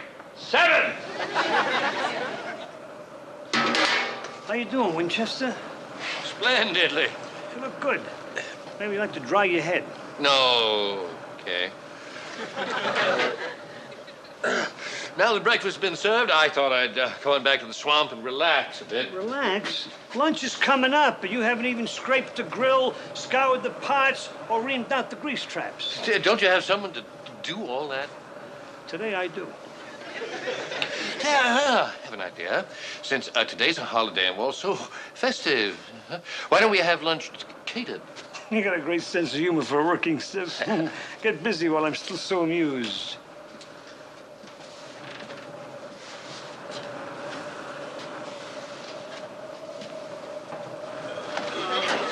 Right. Just get that shipment out as PDQ as possible. Not bad. You got the carbons in backwards on the motor pool disbursements, but I could read them with the mirror. Well, I've just made up for that. Pulled off a coup de scrounge that even you'd be proud of. We're next up for gasoline delivery. What'd it cost us? Just 10 pounds of peanut brittle. What? You know, the shipment General Sawyer sent over after we did the cesarean on his collie. Do you have any idea what the street value of peanut brittle is? In Tokyo, a half a pound can buy you 8 hours of top-of-the-line geisha. Well, wouldn't you say that keeping the lights burning and the stove working is just a little more important than satisfying your sweet tooth? True. We need gasoline to keep us alive, but gasoline is a Bush League finagle. 2 Archie comics and a bag of Walnettos. Next time, don't be afraid to ask for help when you're in over your head.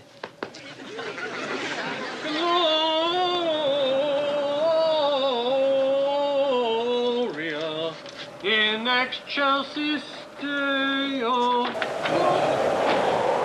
This country really knows how to throw a winter. I'm afraid you missed a smudge there, Hawkeye. Father, the morning's almost all shot. Why don't we get it first thing in July? And why are you taking this cleaning so seriously? Look here, Hawkeye. I am as much fun as the next guy. But this is a hospital, and hospitals are supposed to be clean.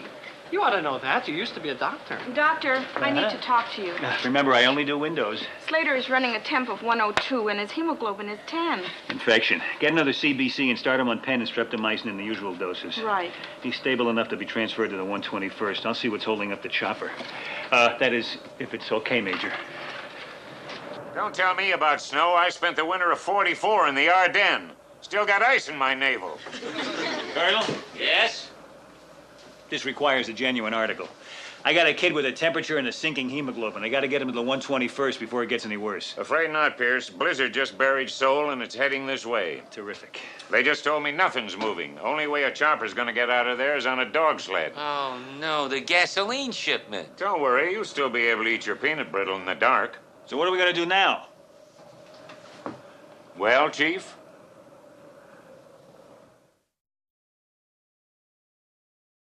Gentlemen, I think we should first address ourselves to what we know. It's cold. Look, I got a boy in there whose temperature and hemoglobin are having a tug of war.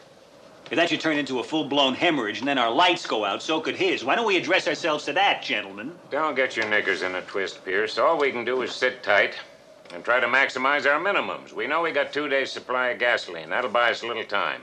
Thank goodness we got plenty of kerosene for the heaters. Of course, I'm not saying anything our CO here doesn't already know himself. Well, that goes without saying.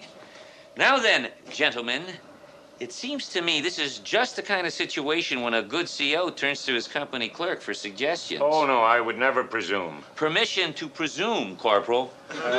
First thing I'd do is kill the generator to make sure we have enough fuel for emergency use. He's good. Let's hope so.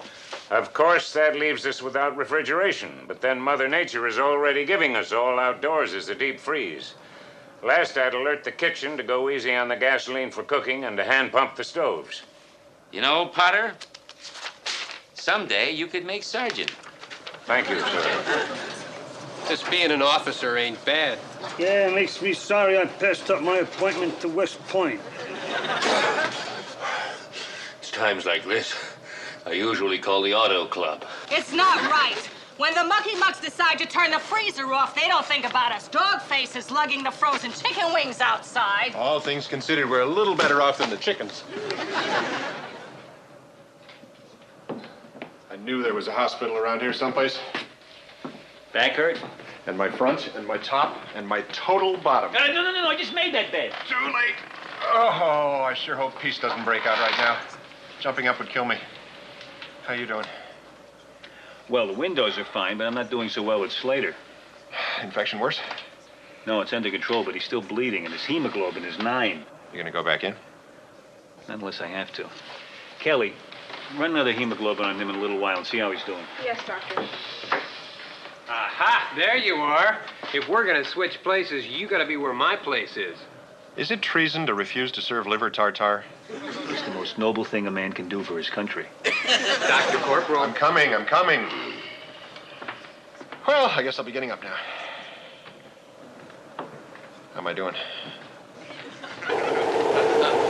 What now, Winchester? Colonel! I've got it. I'll burn all this paperwork and claim I had to do it to keep from freezing. Sir! Then I'll only have to fill out the request permission to burn paperwork. Colonel! Let's come back later. There's only one man who understands this Daffy Duck system, and he's been promoted.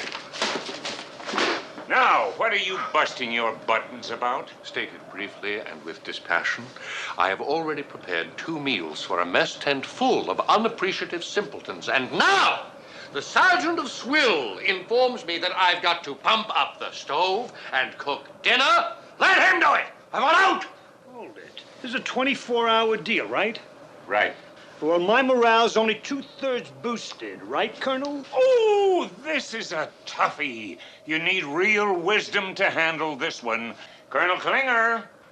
What's all the racket? Your CO can't get a between nap snooze. Sorry, Colonel, but Private Winchester here has some prunes in his poncho.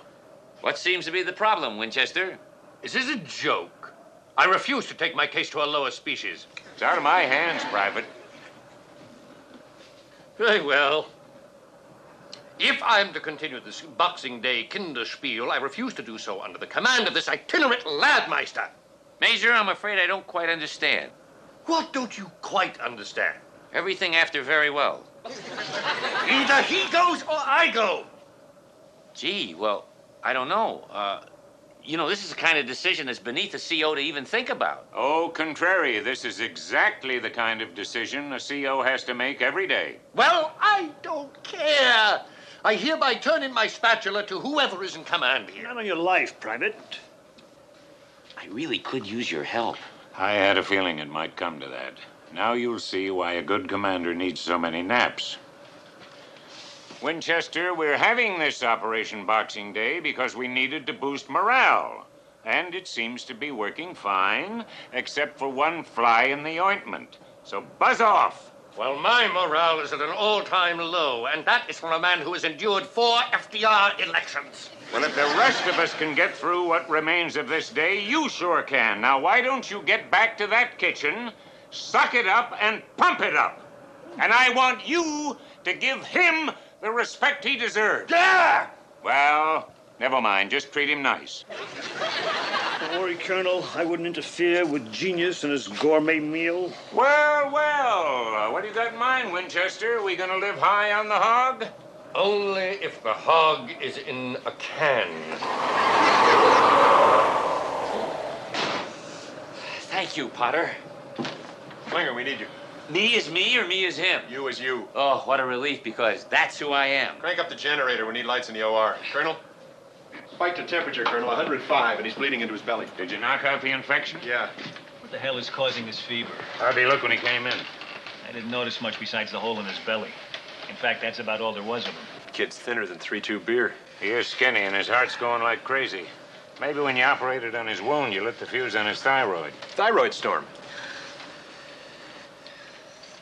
Bingo, a goiter. Start a sodium iodide IV, stat. Get a gurney. We gotta go in right away and stop the bleeding. We'll be curing that thyroid posthumously. Well, he'll never make it through surgery with that high a temp. Empty the freezer. We gotta ice him down like a martini. There's no ice. We lost refrigeration when we cut the generator. You prep, we'll try to push the down button on his temperature. Where the hell is that snow they promised? Gloria in Got an emergency. Can I help? Maybe the only one who can, Father. Why is it so hot in here? Because it was so cold in Well, here. kill the heater. The last thing we need now is heat. How about this, Beads? Only in Korea, huh? Here I was, mopping floors, washing windows, making beds. A talent scout sees me changing bedpans, and poof, I'm doing abdominal surgery. Now get out there and knock him alive. We're ready for you, doctors. I need some more alcohol. Is he under? He's under. What's the temperature? 104. Damn it, it's still too high. I need a scalpel. Shouldn't we wait until he cools down? Yep. Forgive me, Father, but I'm gonna get rid of the smudges for you.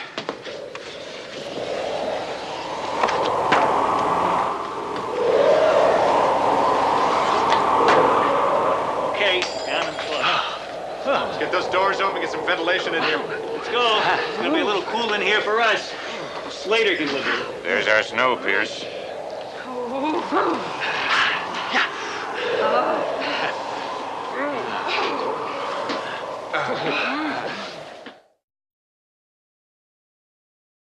I mean, I was right there in the OR, and it never even occurred to me to turn off the heat. But it was the first thing you noticed. Flattery will get you nowhere, Kelly. Oh, all I want is 48 hours in Seoul. Well, son, the next time I dig in the spurs a little too deep on you, all you gotta do is remind me of the troubles I had doing your job. You can count on it, sir. But only the next time. Then forget it.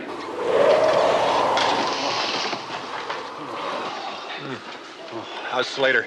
He's fine, but I've got pneumonia. How are the pancakes? Same as usual. If the weather holds, we're going to use them as hockey pucks. Actually, you know, not so bad.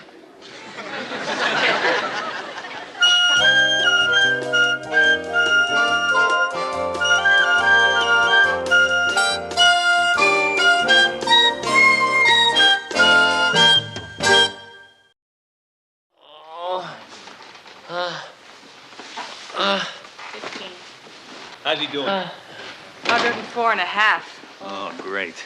It's gone up? 104 and a half? Yeah, and that's not the worst of it. Uncle Yusuf, don't go out tonight. It's dangerous. They know you stole the melons. Poor fella, that fever's got him crazy.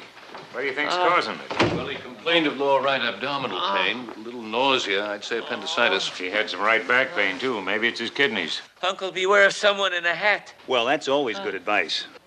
Uncle, listen to grandmother. She knows. She read your future in the dust balls under the bed. Someday I've got to meet his family. I got the lab reports. What is this? You're all on this case? Well, he's our puppy, too. What'd you find out? His white count is up. Red count is low. He's got pus in his urine. Gotta be a kidney infection with gram-negative sepsis. Sorry, folks. This afternoon is temporarily postponed. Wounded in the compound. Grandmother, you put a curse on my turnip. Get some blood cultures and do an IVP. See if there's any obstruction in his urinary tract. You'll find there isn't. Oh, says you. He'd be all right if you hadn't cursed his turnip. Got enough casualties here. What the hell kind of driving is that? This guy was almost dead when we left. They told me every second counts. It's all right. Will he be okay?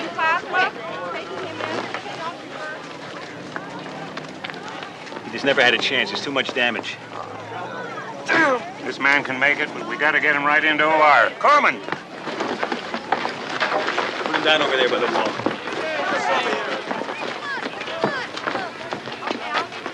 Colonel Potter, I'd like to help in triage, sir. I'm a little shaky, but while I have any strength at all, I like to pitch in. Okay, let's get this patient into pre-op. Hubba, orderly! Goldman, get him someplace where he won't hurt himself. Klinger, go lie down. Get him out of here. He might be infectious. It's a kidney problem. Look, let's be safe. Get him over there against the wall. I need an orderly here. Get this guy out of here. His legs are damaged, but not too bad. Give him something for pain and he can wait. Get him out of here. How is he, Father? Can I help? There's nothing we can do, Klinger. Private Weston is dead. Mouse has 4 paws. Yes. But he doesn't wear a belt. Please, I'm going to administer the last rites.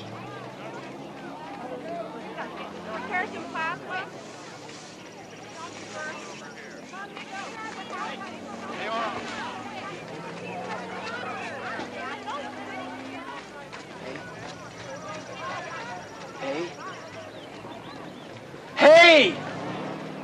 Are you sure I'm dead? Because I don't feel dead. Hey, you gotta talk to him, will you? I don't think I'm dead.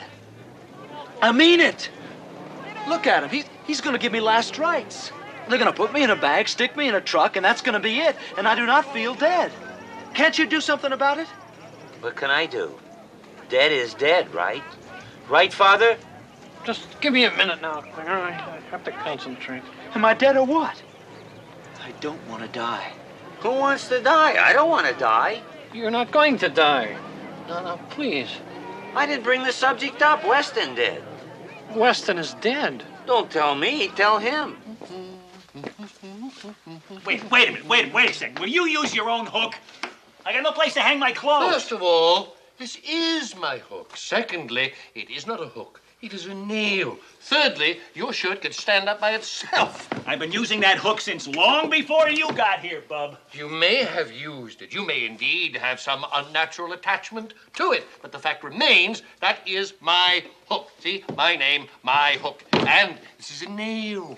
Why don't you hang your stuff down here somewhere, okay? Do not want my name down there. I want it here. What difference does it make? Because the boards at that end of the bench are uneven and they pinch my bottom. Does that satisfy your morbid curiosity? Okay, that does it. That's fine. Fine. I'm giving you a new hook. Nail. This is a nail. It's not a hook. Go pinch your bottom. Rave on, Macduff. Rave on. Sir, am I dead? Hammer away, you pathetic fool. Look, really, I don't feel dead. There's just got to be a mistake. Although I must say, for my taste, the entertainment value of fools is vastly overrated. What have you done to my shirt? You're right, it is a nail. My shirt, you imbecile, you submoronic, cretinous idiot! Me, my shirt! Hey, my shirt! Fellas. No. Ow! God! No. These are folded wrong. I should be able to pick it up with 2 fingers and pop it open. These'll take 3, maybe 4 fingers. Margaret, would you mind ranting someplace else? I've got a big dramatic scene coming up in the OR, and I want to get into the mood. And I'd like to do some nursing. Next time, see that they're folded properly. Look at this. 7 fingers. Well, my company commander strapped me onto the Jeep. He said that I would be all right, and he never lies to us. You're pretty particular about the way you're handed the instruments in OR, though, aren't you, huh? Just drop it, okay? He never lies. Well, we respect him for that. And I've watched you in the mess tent, too. You have a special fork. I have a what? A special fork. I've seen you pick through all the forks looking for one with long, thin tines. I've seen you keep 15 people waiting online looking for your special stupid fork. It so happens I can't pick up food with a blunt instrument. 2 fingers. You know, I was in a lot of pain before. Couldn't even turn my head. But look at me. I'm walking around, I'm talking. I think there's been a mistake. Almost done here. Rake retractor. Rake retractor? I like that. Long, thin tines. Where's all that blood coming from? Listen, you know what? You better run the bowel again. I might have missed something. Right. Colonel, as soon as you're free, we need you over here. On my way. Hicks! Hicks, what happened to you? Last time I saw you, you were making jokes about your sea rations. You were sitting on that log and laughing like a hyena. Okay, I'm free. Now, what can I do to help you folks? Help me clamp off these bleeders. It was a mortar shell, wasn't it? There. Another perforation. They're hard to find, but they're there. I must have run the bowel too fast. I was worried about the chest. Don't worry, I got it. Go get him, Doc. Listen to me, Hicks. You got 4 people working on you. You know what they're doing? They're looking for those sea rations you ate. You know, how many times did I tell you not to eat that stuff? 1 wallet, brown. 1 wallet, brown. Any money in it? Yeah, wait a second. My mother gave me that wallet before I went away. It's genuine calf skin. It used to be stamped in gold there, but with all the heat and sweat and everything, the letters just wore off. It smelled great the day I got it. I love the smell of leather. $23.60. $23.60. 1 picture. Look at that sweet, fresh face. 1 picture. It's Sarah Lee Pinter. I could still taste her kiss from when we said goodbye. Did you have sweethearts when you were in school, Father? Oh, yes, I did, actually. In fact, when I was 12, I was a champion at spin the bottle. Oh. No matter where Patricia Dugan sat, I could always put just the right English on that bottle to make it point right to her. She has 6 children now. I wonder if I put ideas into her head when she was 12. I remember school so well. It's only 200 years ago. 1 ring. 1 ring. Boy, that brings back a lot of memories. That's my high school ring. I never take it off. What's it doing in that box? Weston.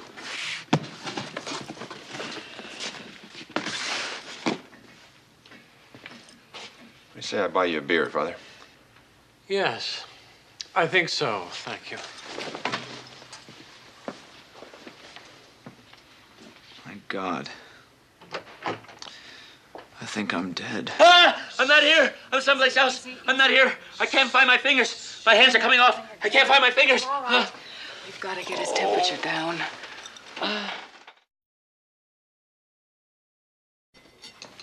Excuse me.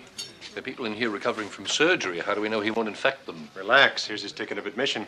What is that? Kidney stone. Passed it about an hour ago. His blood culture shows gram-negative rods. He's not contagious, and I want him here with the nurses. Quite a stone. Practically Mount Rushmore. It's got the faces of 3 Lebanese presidents on it. Here we go. All right, Klinger, we're home. Here we go. Oh, hi, Captain. Hi. I'm glad to see you. I'm glad to be seen by you. How you doing? Oh, great. Wonderful. What are you doing in Miami? Wonderful. Some weather down here, huh? I'm glad I brought my trunks. Start him on streptomycin. 1 gram every 12 hours. Push the fluids and keep him off the beach.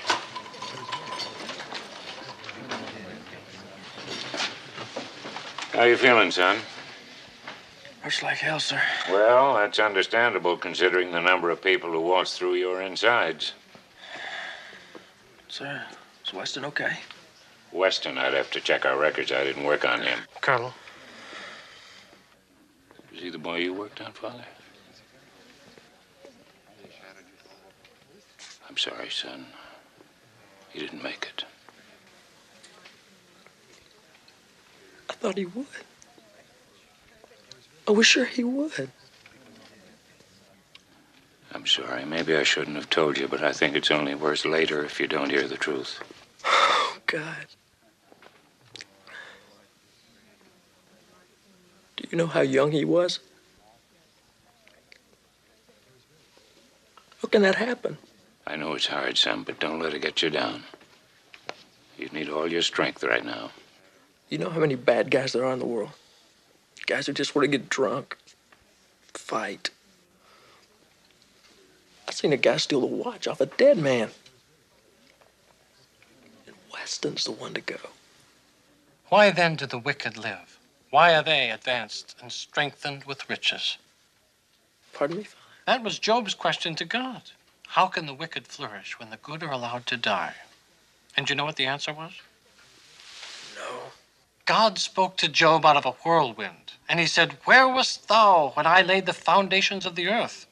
Did you create the whales or the wild goats?"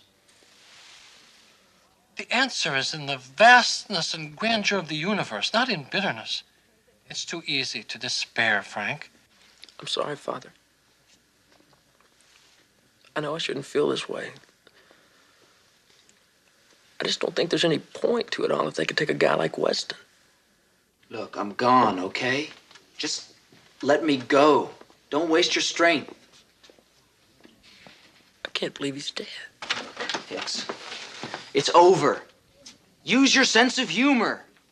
Talk about what a jerk I was sometimes. Laugh at me. I can't believe it. What the hell's the matter with this guy? I mean, he's tearing himself apart. Look, what do you expect? How would you feel if you lost your best friend? Klinger, hush. 1 second, Colonel. Look, Weston, be reasonable. I don't know how you feel being dead, but it scares the daylights out of the rest of us. Klinger, I'm going to talk to you like a father. Shut your trap. Colonel Potter, hi.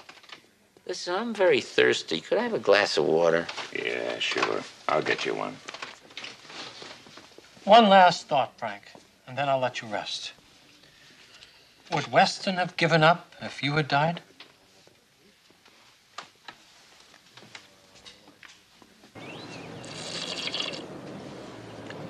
Okay.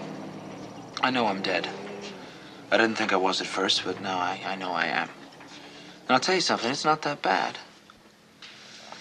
But I'm worried about my folks. And I'd really appreciate it if you just let them know that it's all right. You hear what I'm saying? It's not that bad. Look, if you could just, send them a little note.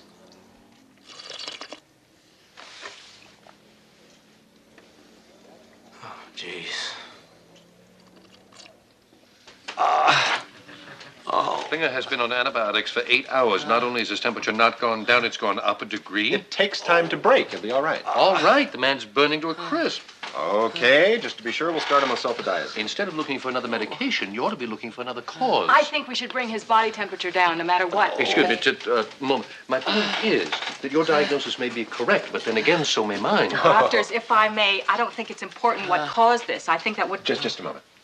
Let's give the antibiotics time to work. In the meantime, we could bring his body temperature down if I just... to work? The man is frying like a piece of bacon. By the time the medication works, they're going to be serving him in the mess tent as a club All I'm sandwich. trying to say is... Why don't you boys run a few more tests on him? Cold packs is what I'm trying to talk about. Wait a minute, what's all the discussion? I thought he passed a kidney stone. His temperature went up. Well, I think we ought to run another culture. That's what I think. That's because you both have stones in your brains. Oh, that makes sense. Now, I have a suggestion.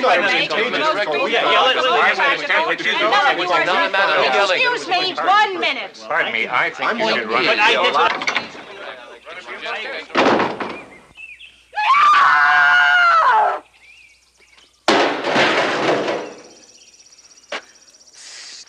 Stupid, insensitive jackasses. I'm trying to do something practical, and all they can do is stand around, argue with each other as if I don't exist. They didn't hear a word I said. I know how you feel. What am I doing here if I can't help? What am I putting up with the rats for? The lice, the dysentery. I used to wonder what I'd miss the most when I was dead.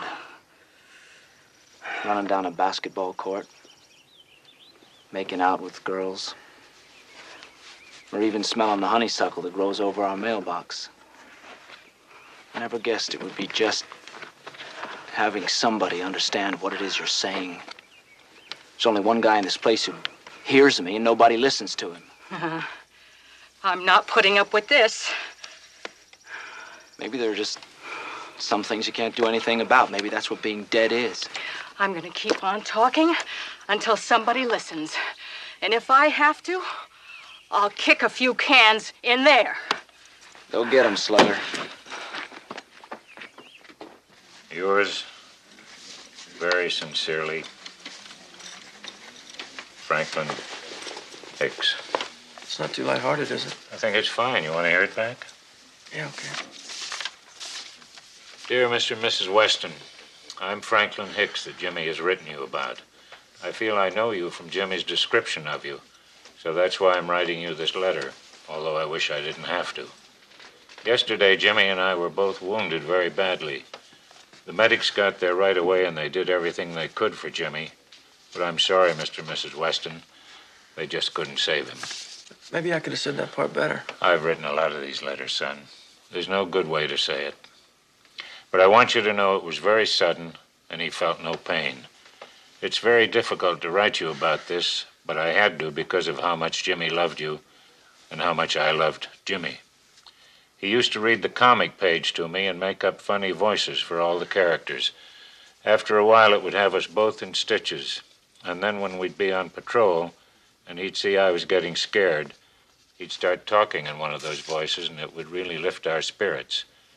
I think that's one of the greatest gifts anyone could have. I know how terrible this must be for you, but I want you to know that you have my deepest sympathies. Yours very sincerely, Franklin Hicks. I hope I'm doing the right thing sending him this. I think it's one hell of a good letter, and it's very decent of you to do this. I'll get this out first thing in the morning. You have a good night's sleep, Hicks. Thank you, sir. Father, thanks for what you said. Well, it was mostly from the Bible. I have a good writer. What's his temperature? 101, it's coming down. Oh, thank God. I was getting worried about him. Well, those ice packs were just the trick. Thank you, Colonel. You know, our problem was we were so busy arguing about what caused it, we never got around to the obvious solution. Yes, I saw that. Well, why didn't you say something? Why did I? Did you? All right, what else do we love? You love dirt? Dirt is my life. All right, to dirt. And to the Army that lets us eat it, drink it, breathe it, and salute it. Now what? Rats are nice. Some of my best friends. And not just to their cute little bucktooth grins and pointy little ears, but to their charming little fleas, without whom we would not live in the shadow of the plague. Ah. The plague. I will drink to that. Are you gentlemen aware of what historically caused the great plagues of Europe? Are you historically aware of that? Not historically, no. War. Oh, yeah. No. See, one city would attack another, and they burn their buildings, and the rats would scurry. Cute little guys. Spreading their plague-bearing fleas throughout the population. To war. The fountain of all loveliness.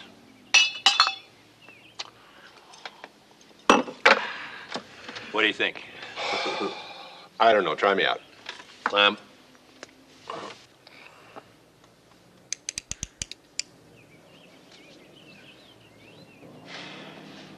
No, I can still feel it.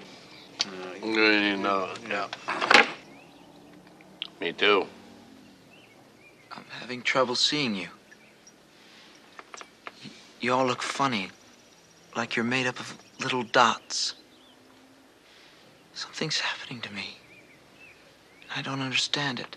To shrapnel and the skittish little dance it does inside their bodies. To the blood that drips into our boots. It stains our socks with gay magenta polka dots. I can hardly hear you now. You're all fading. To butchery. Mayhem. Bestiality of every shape and kind. I feel like I have to go someplace. But I don't know where it is. Gentlemen, I'm going to my bunk to lie down. But first... To Charles. To Charles. I can't believe it. We had chicken again. I'm getting to hate chicken. I broke a fingernail again today. It just makes me crazy when I do that. No, it's not a police action. It's a struggle between the free world and the... Forget it. The Giants are nowhere. They got no hitters, no pitchers, nothing. I don't love her anymore. It's all over between us. Hey, over here. Hey, come on, it's this way. Where do we go? Down there, come on.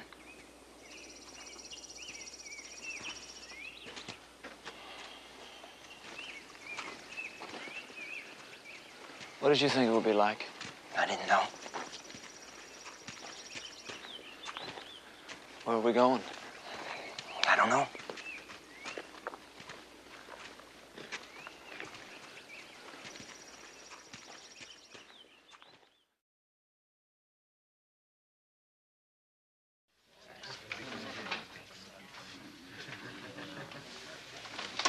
Hiya, Major. Klinger. Oh, great. How are you feeling? I'm hungry. That's a good sign. Hey, kiddo, we kept your room just the way you left it. Here's who's on call tonight. BJ's on tonight. Oh, no. I was on call last night and the night before. Hey, look who's back. How you doing, Klinger? Hi, Captain. Listen, what happened to Weston? Who? Wait a minute. I really have to know who's on call I tonight. told you, BJ's on. I told you I've been on 2 nights in a row. Look. Captain, what happened to him? Did he get what he wanted? Is he all right? Who? What are you talking about? Weston. Are his folks okay? Where is he? Is he gone? Klinger, please. We've got more important things to worry about. Now, I have to know. I'm telling you, Here's- BJ is on. Were you really BJ, on call yes. 2 nights Wait, in a wait, row? no, When? it doesn't-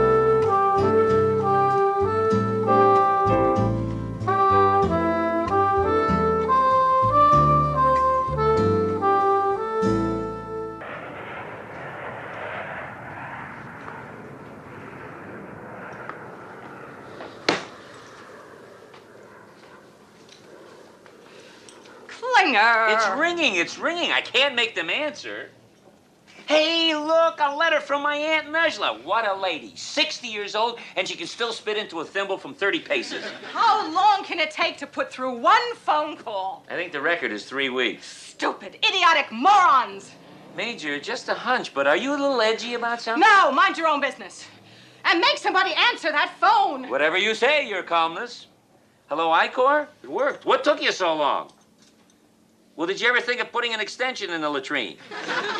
Just a minute, I'll check. Who do you want? I want the phone. She'll be with you in a moment. Hello, this is Major Margaret Houlihan. I'd like to speak. One moment, please. Corporal, I'm sure you have something you can be doing right now. Not really. Then do it somewhere else. And don't forget you're taking me to Kimpo Airport tomorrow at 1600 hours. How could I forget? I'm living for it. Hello. I'd like to speak to General Heiser, please. Yes, I'll hold.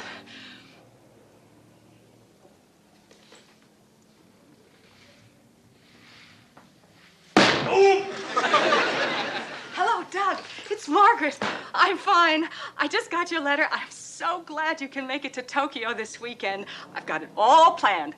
I know a wonderful restaurant that you're just gonna love. And then afterwards, we're gonna go see the kabuki. And it's just gonna be such an extra special birthday for me. We're gonna have a wonderful time. Yeah, I'll see you tomorrow.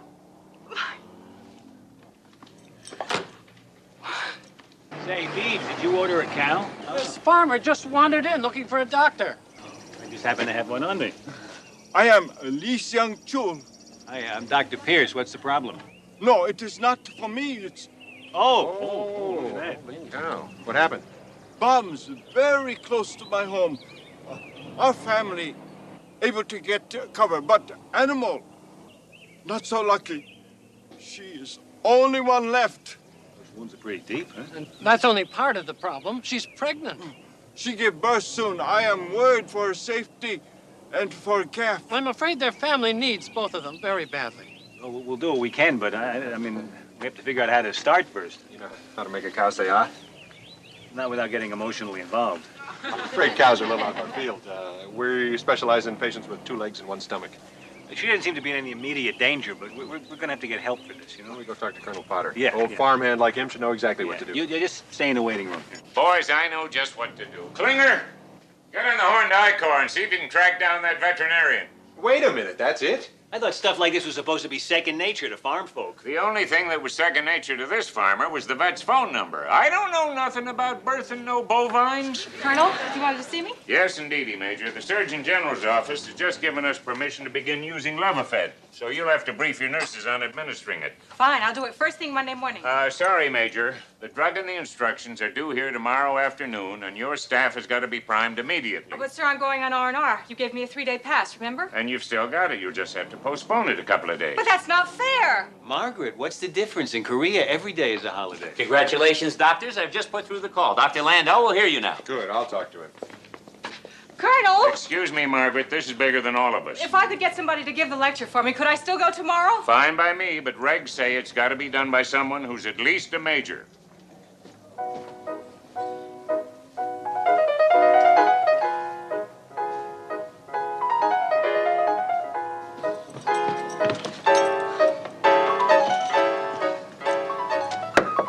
Good afternoon, Charles.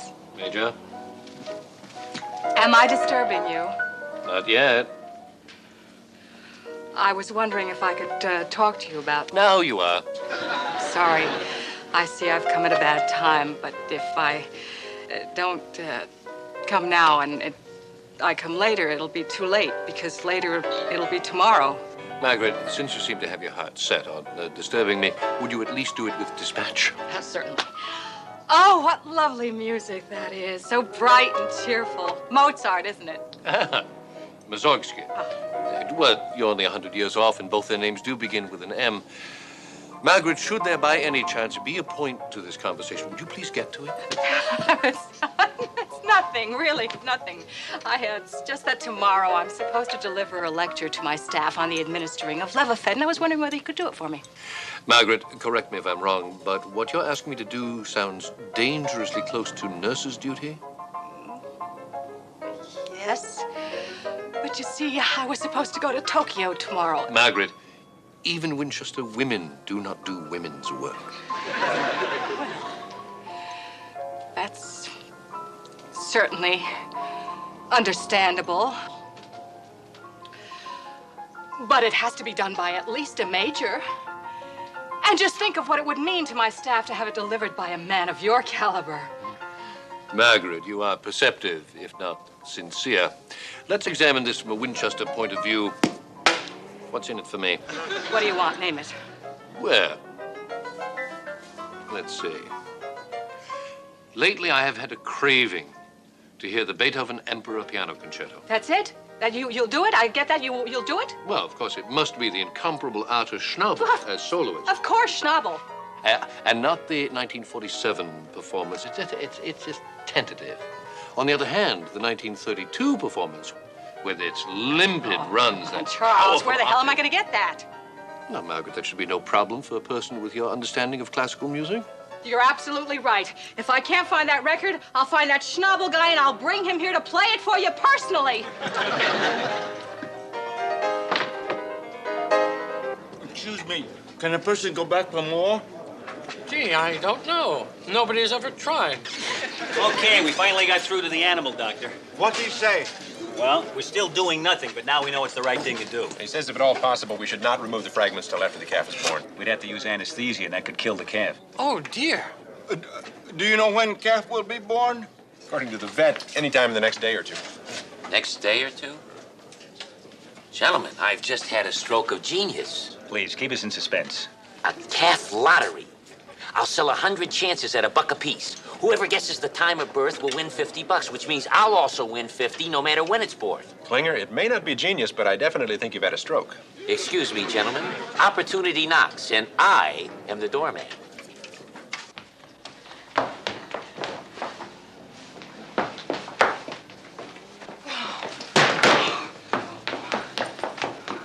Okay, Scavelli, you're down for 11:28 tomorrow. Great time to have a calf. Careful, you're dripping on the sign-up sheet. Well, what about you, Davidson? Saturday afternoon's wide open. I realize you don't have a buck on you, but I'll carry you till tomorrow. Klinger, you jerk! What's going on? There's a woman in See, guys, she can't even wait to place her bet. You Arabian aardvark, you're supposed to be driving me to the airport right now! No, I'm not. That's not until 1600 oops. Whoops your face! You've got 5 seconds to get my Jeep and get me out of here! But, Major, I was right in the middle of a hot business transaction. I'm not gonna miss my airplane over some crazy cow contest. Now move it! You don't understand. I haven't even cleared the break-even point. If I don't sell any more tickets, I could lose several shirts. Can't you find anybody else? I don't want anybody else. Nobody knows these roads as well as you do. And anyway, you promised me 3 days ago. Okay, just let me sell a few more tickets. No, and if I miss my airplane, I am gonna take a very heavy object and make your face look like a pizza. One more ticket. Okay. Here. Get my Jeep. What time? Now! No, I mean for the lottery. Make up a time now. Scram! Scramming, sir. Back. Behind. No. Rumpelstiltskin. No. Tush. Tuchus. Spartacus. Nah. Gentlemen, must we have these mindless children's games while I am attempting to prepare a lecture? Oh, sure. You got something to occupy yourself with. Rear end. Dead end, kids. We got nothing to do but sit and wait. We're on cattle call. We could be fathers any minute. So go wait in the maternity barn. All right. We'll knock it off, but I just got to get this charade or I'll go crazy. Let me give you a little hint. Try A Tale of Two Cities. That is the stupidest guess I have ever... That's it? That's a tale? Lean. Charles, you're pretty good. Want to take Hawkeye's place? Honegger, even your inane child's game would be a preferable alternative to preparing a lecture on Levofed. Taking this drug makes one's blood pressure rise, and reading about it makes one's lids fall. Oh. Charles, I would think you would leap at the opportunity. Where else could you talk for over a minute without people leaving the room? Usually when you run off at the mouth, people run off. Sorry to break up this powwow, boys, but Bossy says it's time to call the cab. Oh, okay. Well, you get her up on the table, I'll hold her hand. Anybody know where I can get a cigar that says it's a heifer? You coming, Winchester? I'll bet a city fella like you hasn't had a chance to see this before. I've also never had the opportunity to swim in a barrel full of live squid. But thank you for making a boring lecture seem like the best job in town. Klinger, will you hurry up with that? I packed less than this when I moved here. Hey, what's all the commotion? Oh, nothing serious. We're just having a cow. A cow? Now? I'll be financially ruined. If you don't step on it, Buster, you're going to be physically ruined. How long till the blessed catastrophe? Oh, who knows? Maybe an hour, maybe all day. Then that means I still got a chance to get back in time to sell more tickets. Let's go, Major. I haven't got all day.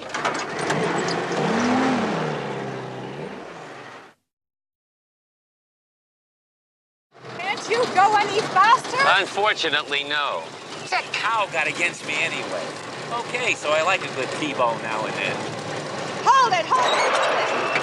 Where does that road go? It's a Kimpo. Is it faster? The same way as a barrel is to the bottom of Niagara Falls. If it's faster, then take it.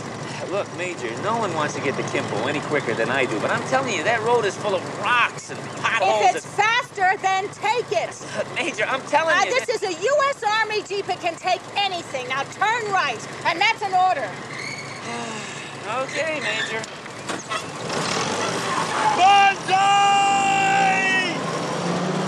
Can you believe this? They can make a bazooka that'll part your hair from 2 miles away, but they still haven't found out a way to monitor a cow's blood pressure. The pulse is thready. Must be slowing the blood supply to her uterus. Probably internal bleeding from the shrapnel. There's nothing else we can do now. I better get that vet on the phone. Don't look at me that way. We're doing the best we can. Klinger, stay on the road! This is the road. I told you it was rocky. These aren't rocks, they're boulders! Watch it!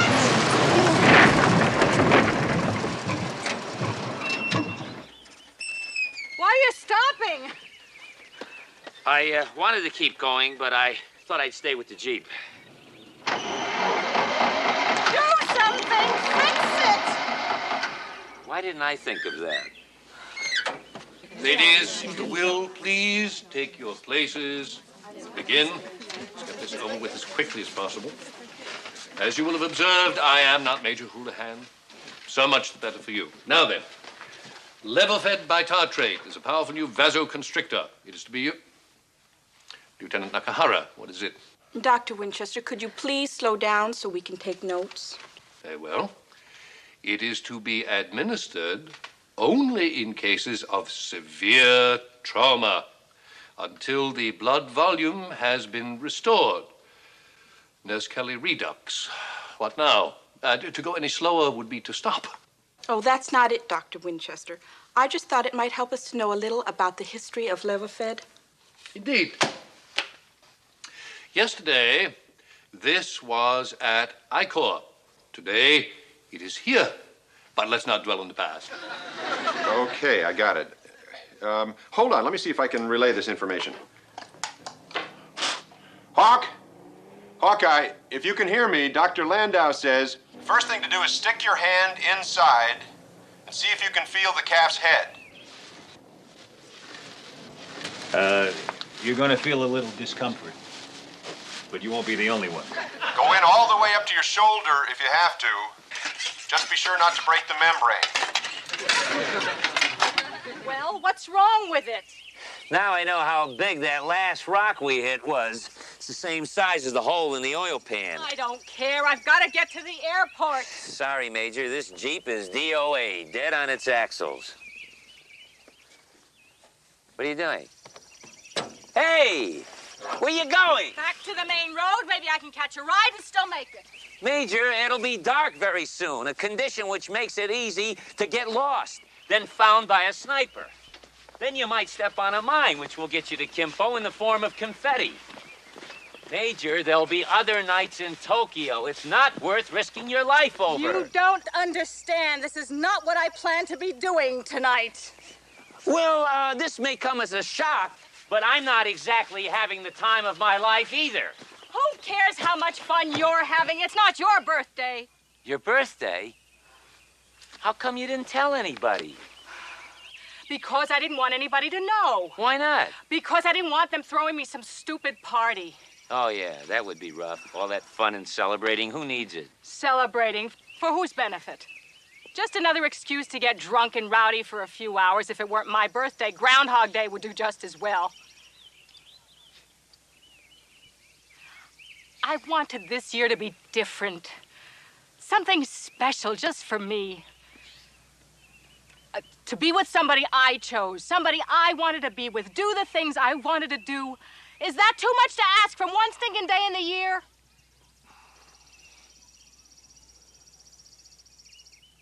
Look at me. Sitting by the side of the road in the middle of nowhere with not so much as even a birthday hat. There's a newspaper in the Jeep. I'll make you a birthday hat. I hate birthday hats.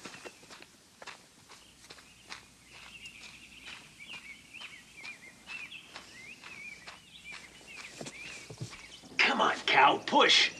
I'm afraid she doesn't have the strength to help you out. Her pulse is getting weaker by the minute. Please, there must be something you can do. Believe me, if we knew of anything, we'd try it. Colonel? Dr. Landau says the only way to save the cow might be to dismember the calf so she can deliver it easier. Well, maybe, but there's no guarantee that the cow would be able to make it anyway. This isn't just a house pet, it's his livelihood. You've got to do something. If her blood pressure weren't so damn low, we could do a cesarean section. If her blood pressure weren't so low, she could deliver the calf on her own. Too bad she isn't human. That batch of Levofed that came in today would be just the ticket. What do we got to lose? I say we turn that cow into a guinea pig. Any doubt whatsoever, always check with the case physician. Well, that concludes our little lecture on the administration of Levofed. Hope you've enjoyed it more than I have. And in closing, let me just say goodbye. Winchester? Hello. Goodbye. Not so fast, Professor. Class might be over, but the lab work's just about to begin. What does that mean? Your students are going to get a first-hand demonstration of the administration of Levofed. On whom? The only pregnant lady in camp. Colonel, I do not make stable calls, and I do not treat patients who graze. Move it, Major, or I'm going to graze your jaw with the old Missouri soup bone. Class adjourned to the compound.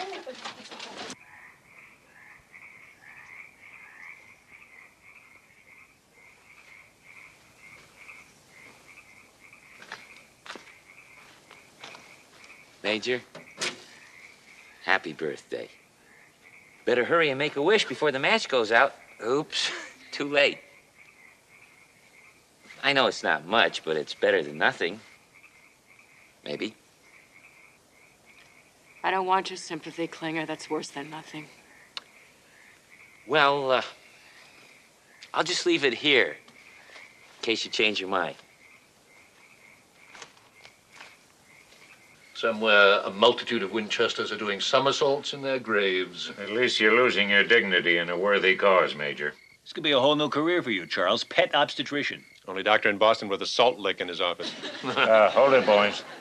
That Levofed's got her pulse bouncing back like Mildred's sponge cake. Which means Junior should be making a grand entrance any minute now.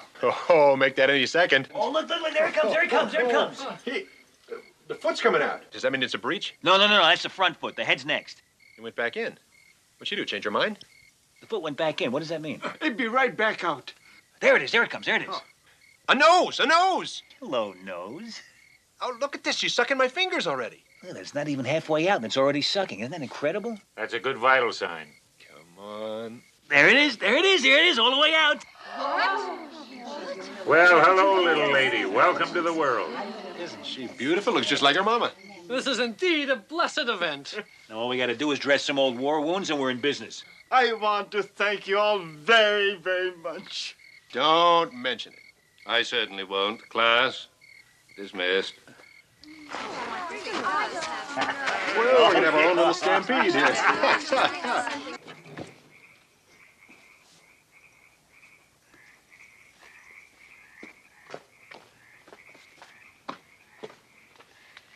I got a half a bran muffin going cheap. I got half a flask of cheap scotch going fast. Want to swap?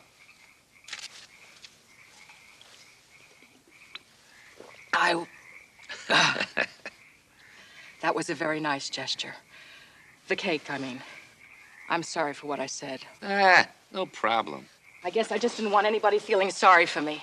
That was a pleasure I wanted to reserve all to myself. Look, I know how you feel.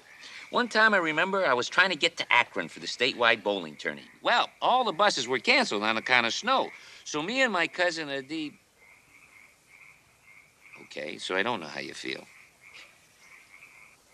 There are so many things I was so sure I'd have in my life by now. And every Christmas, every birthday, all those milestones just remind me of what's still not there. And today turned out to be just another day in the middle of nowhere. You know, Klinger, I envy you. Are you kidding? For what? For one thing, the way your face lights up when you talk about Toledo. Yeah, it's a great place. Klinger, I've been there. What's so great about it is that it's your hometown. Army brats like me don't have hometowns. I mean, I never went to the same school 2 years in a row. Wow, I was once in the same grade for 2 years in a row. Yeah, that must have been rough for you. I remember how we always used to razz the new kids. I never thought about it from their side. I guess we were kind of jerks. After a while, I'd try to make friends. And as soon as I did, sure enough, would have to move out again. And it always hurt. Finally, I decided not to let anyone get close enough to hurt me again. I guess I'm still doing that. Hey, nobody's perfect. I know everybody thinks I'm tough, demanding, insensitive, cold, callous, crabby. Feel free to disagree at any time. Think of it this way. Maybe you are all that stuff, but deep down, underneath, I think maybe there's some more stuff that's pretty good stuff. You know? That's probably the nicest thing anyone has ever tried to say to me. Thanks. Sure. Happy birthday. Hi.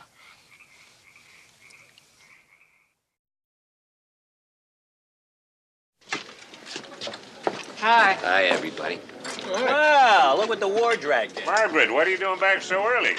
We never made it to the plane. Jeep broke down. We had to hitch a ride back.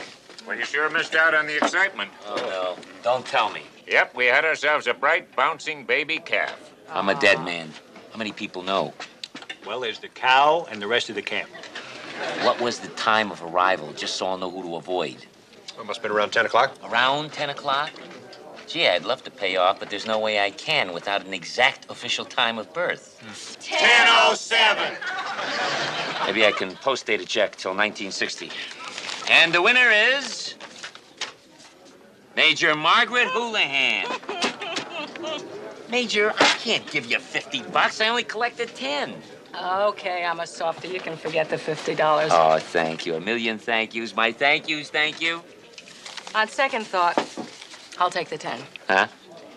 There's somebody I want to buy a present for.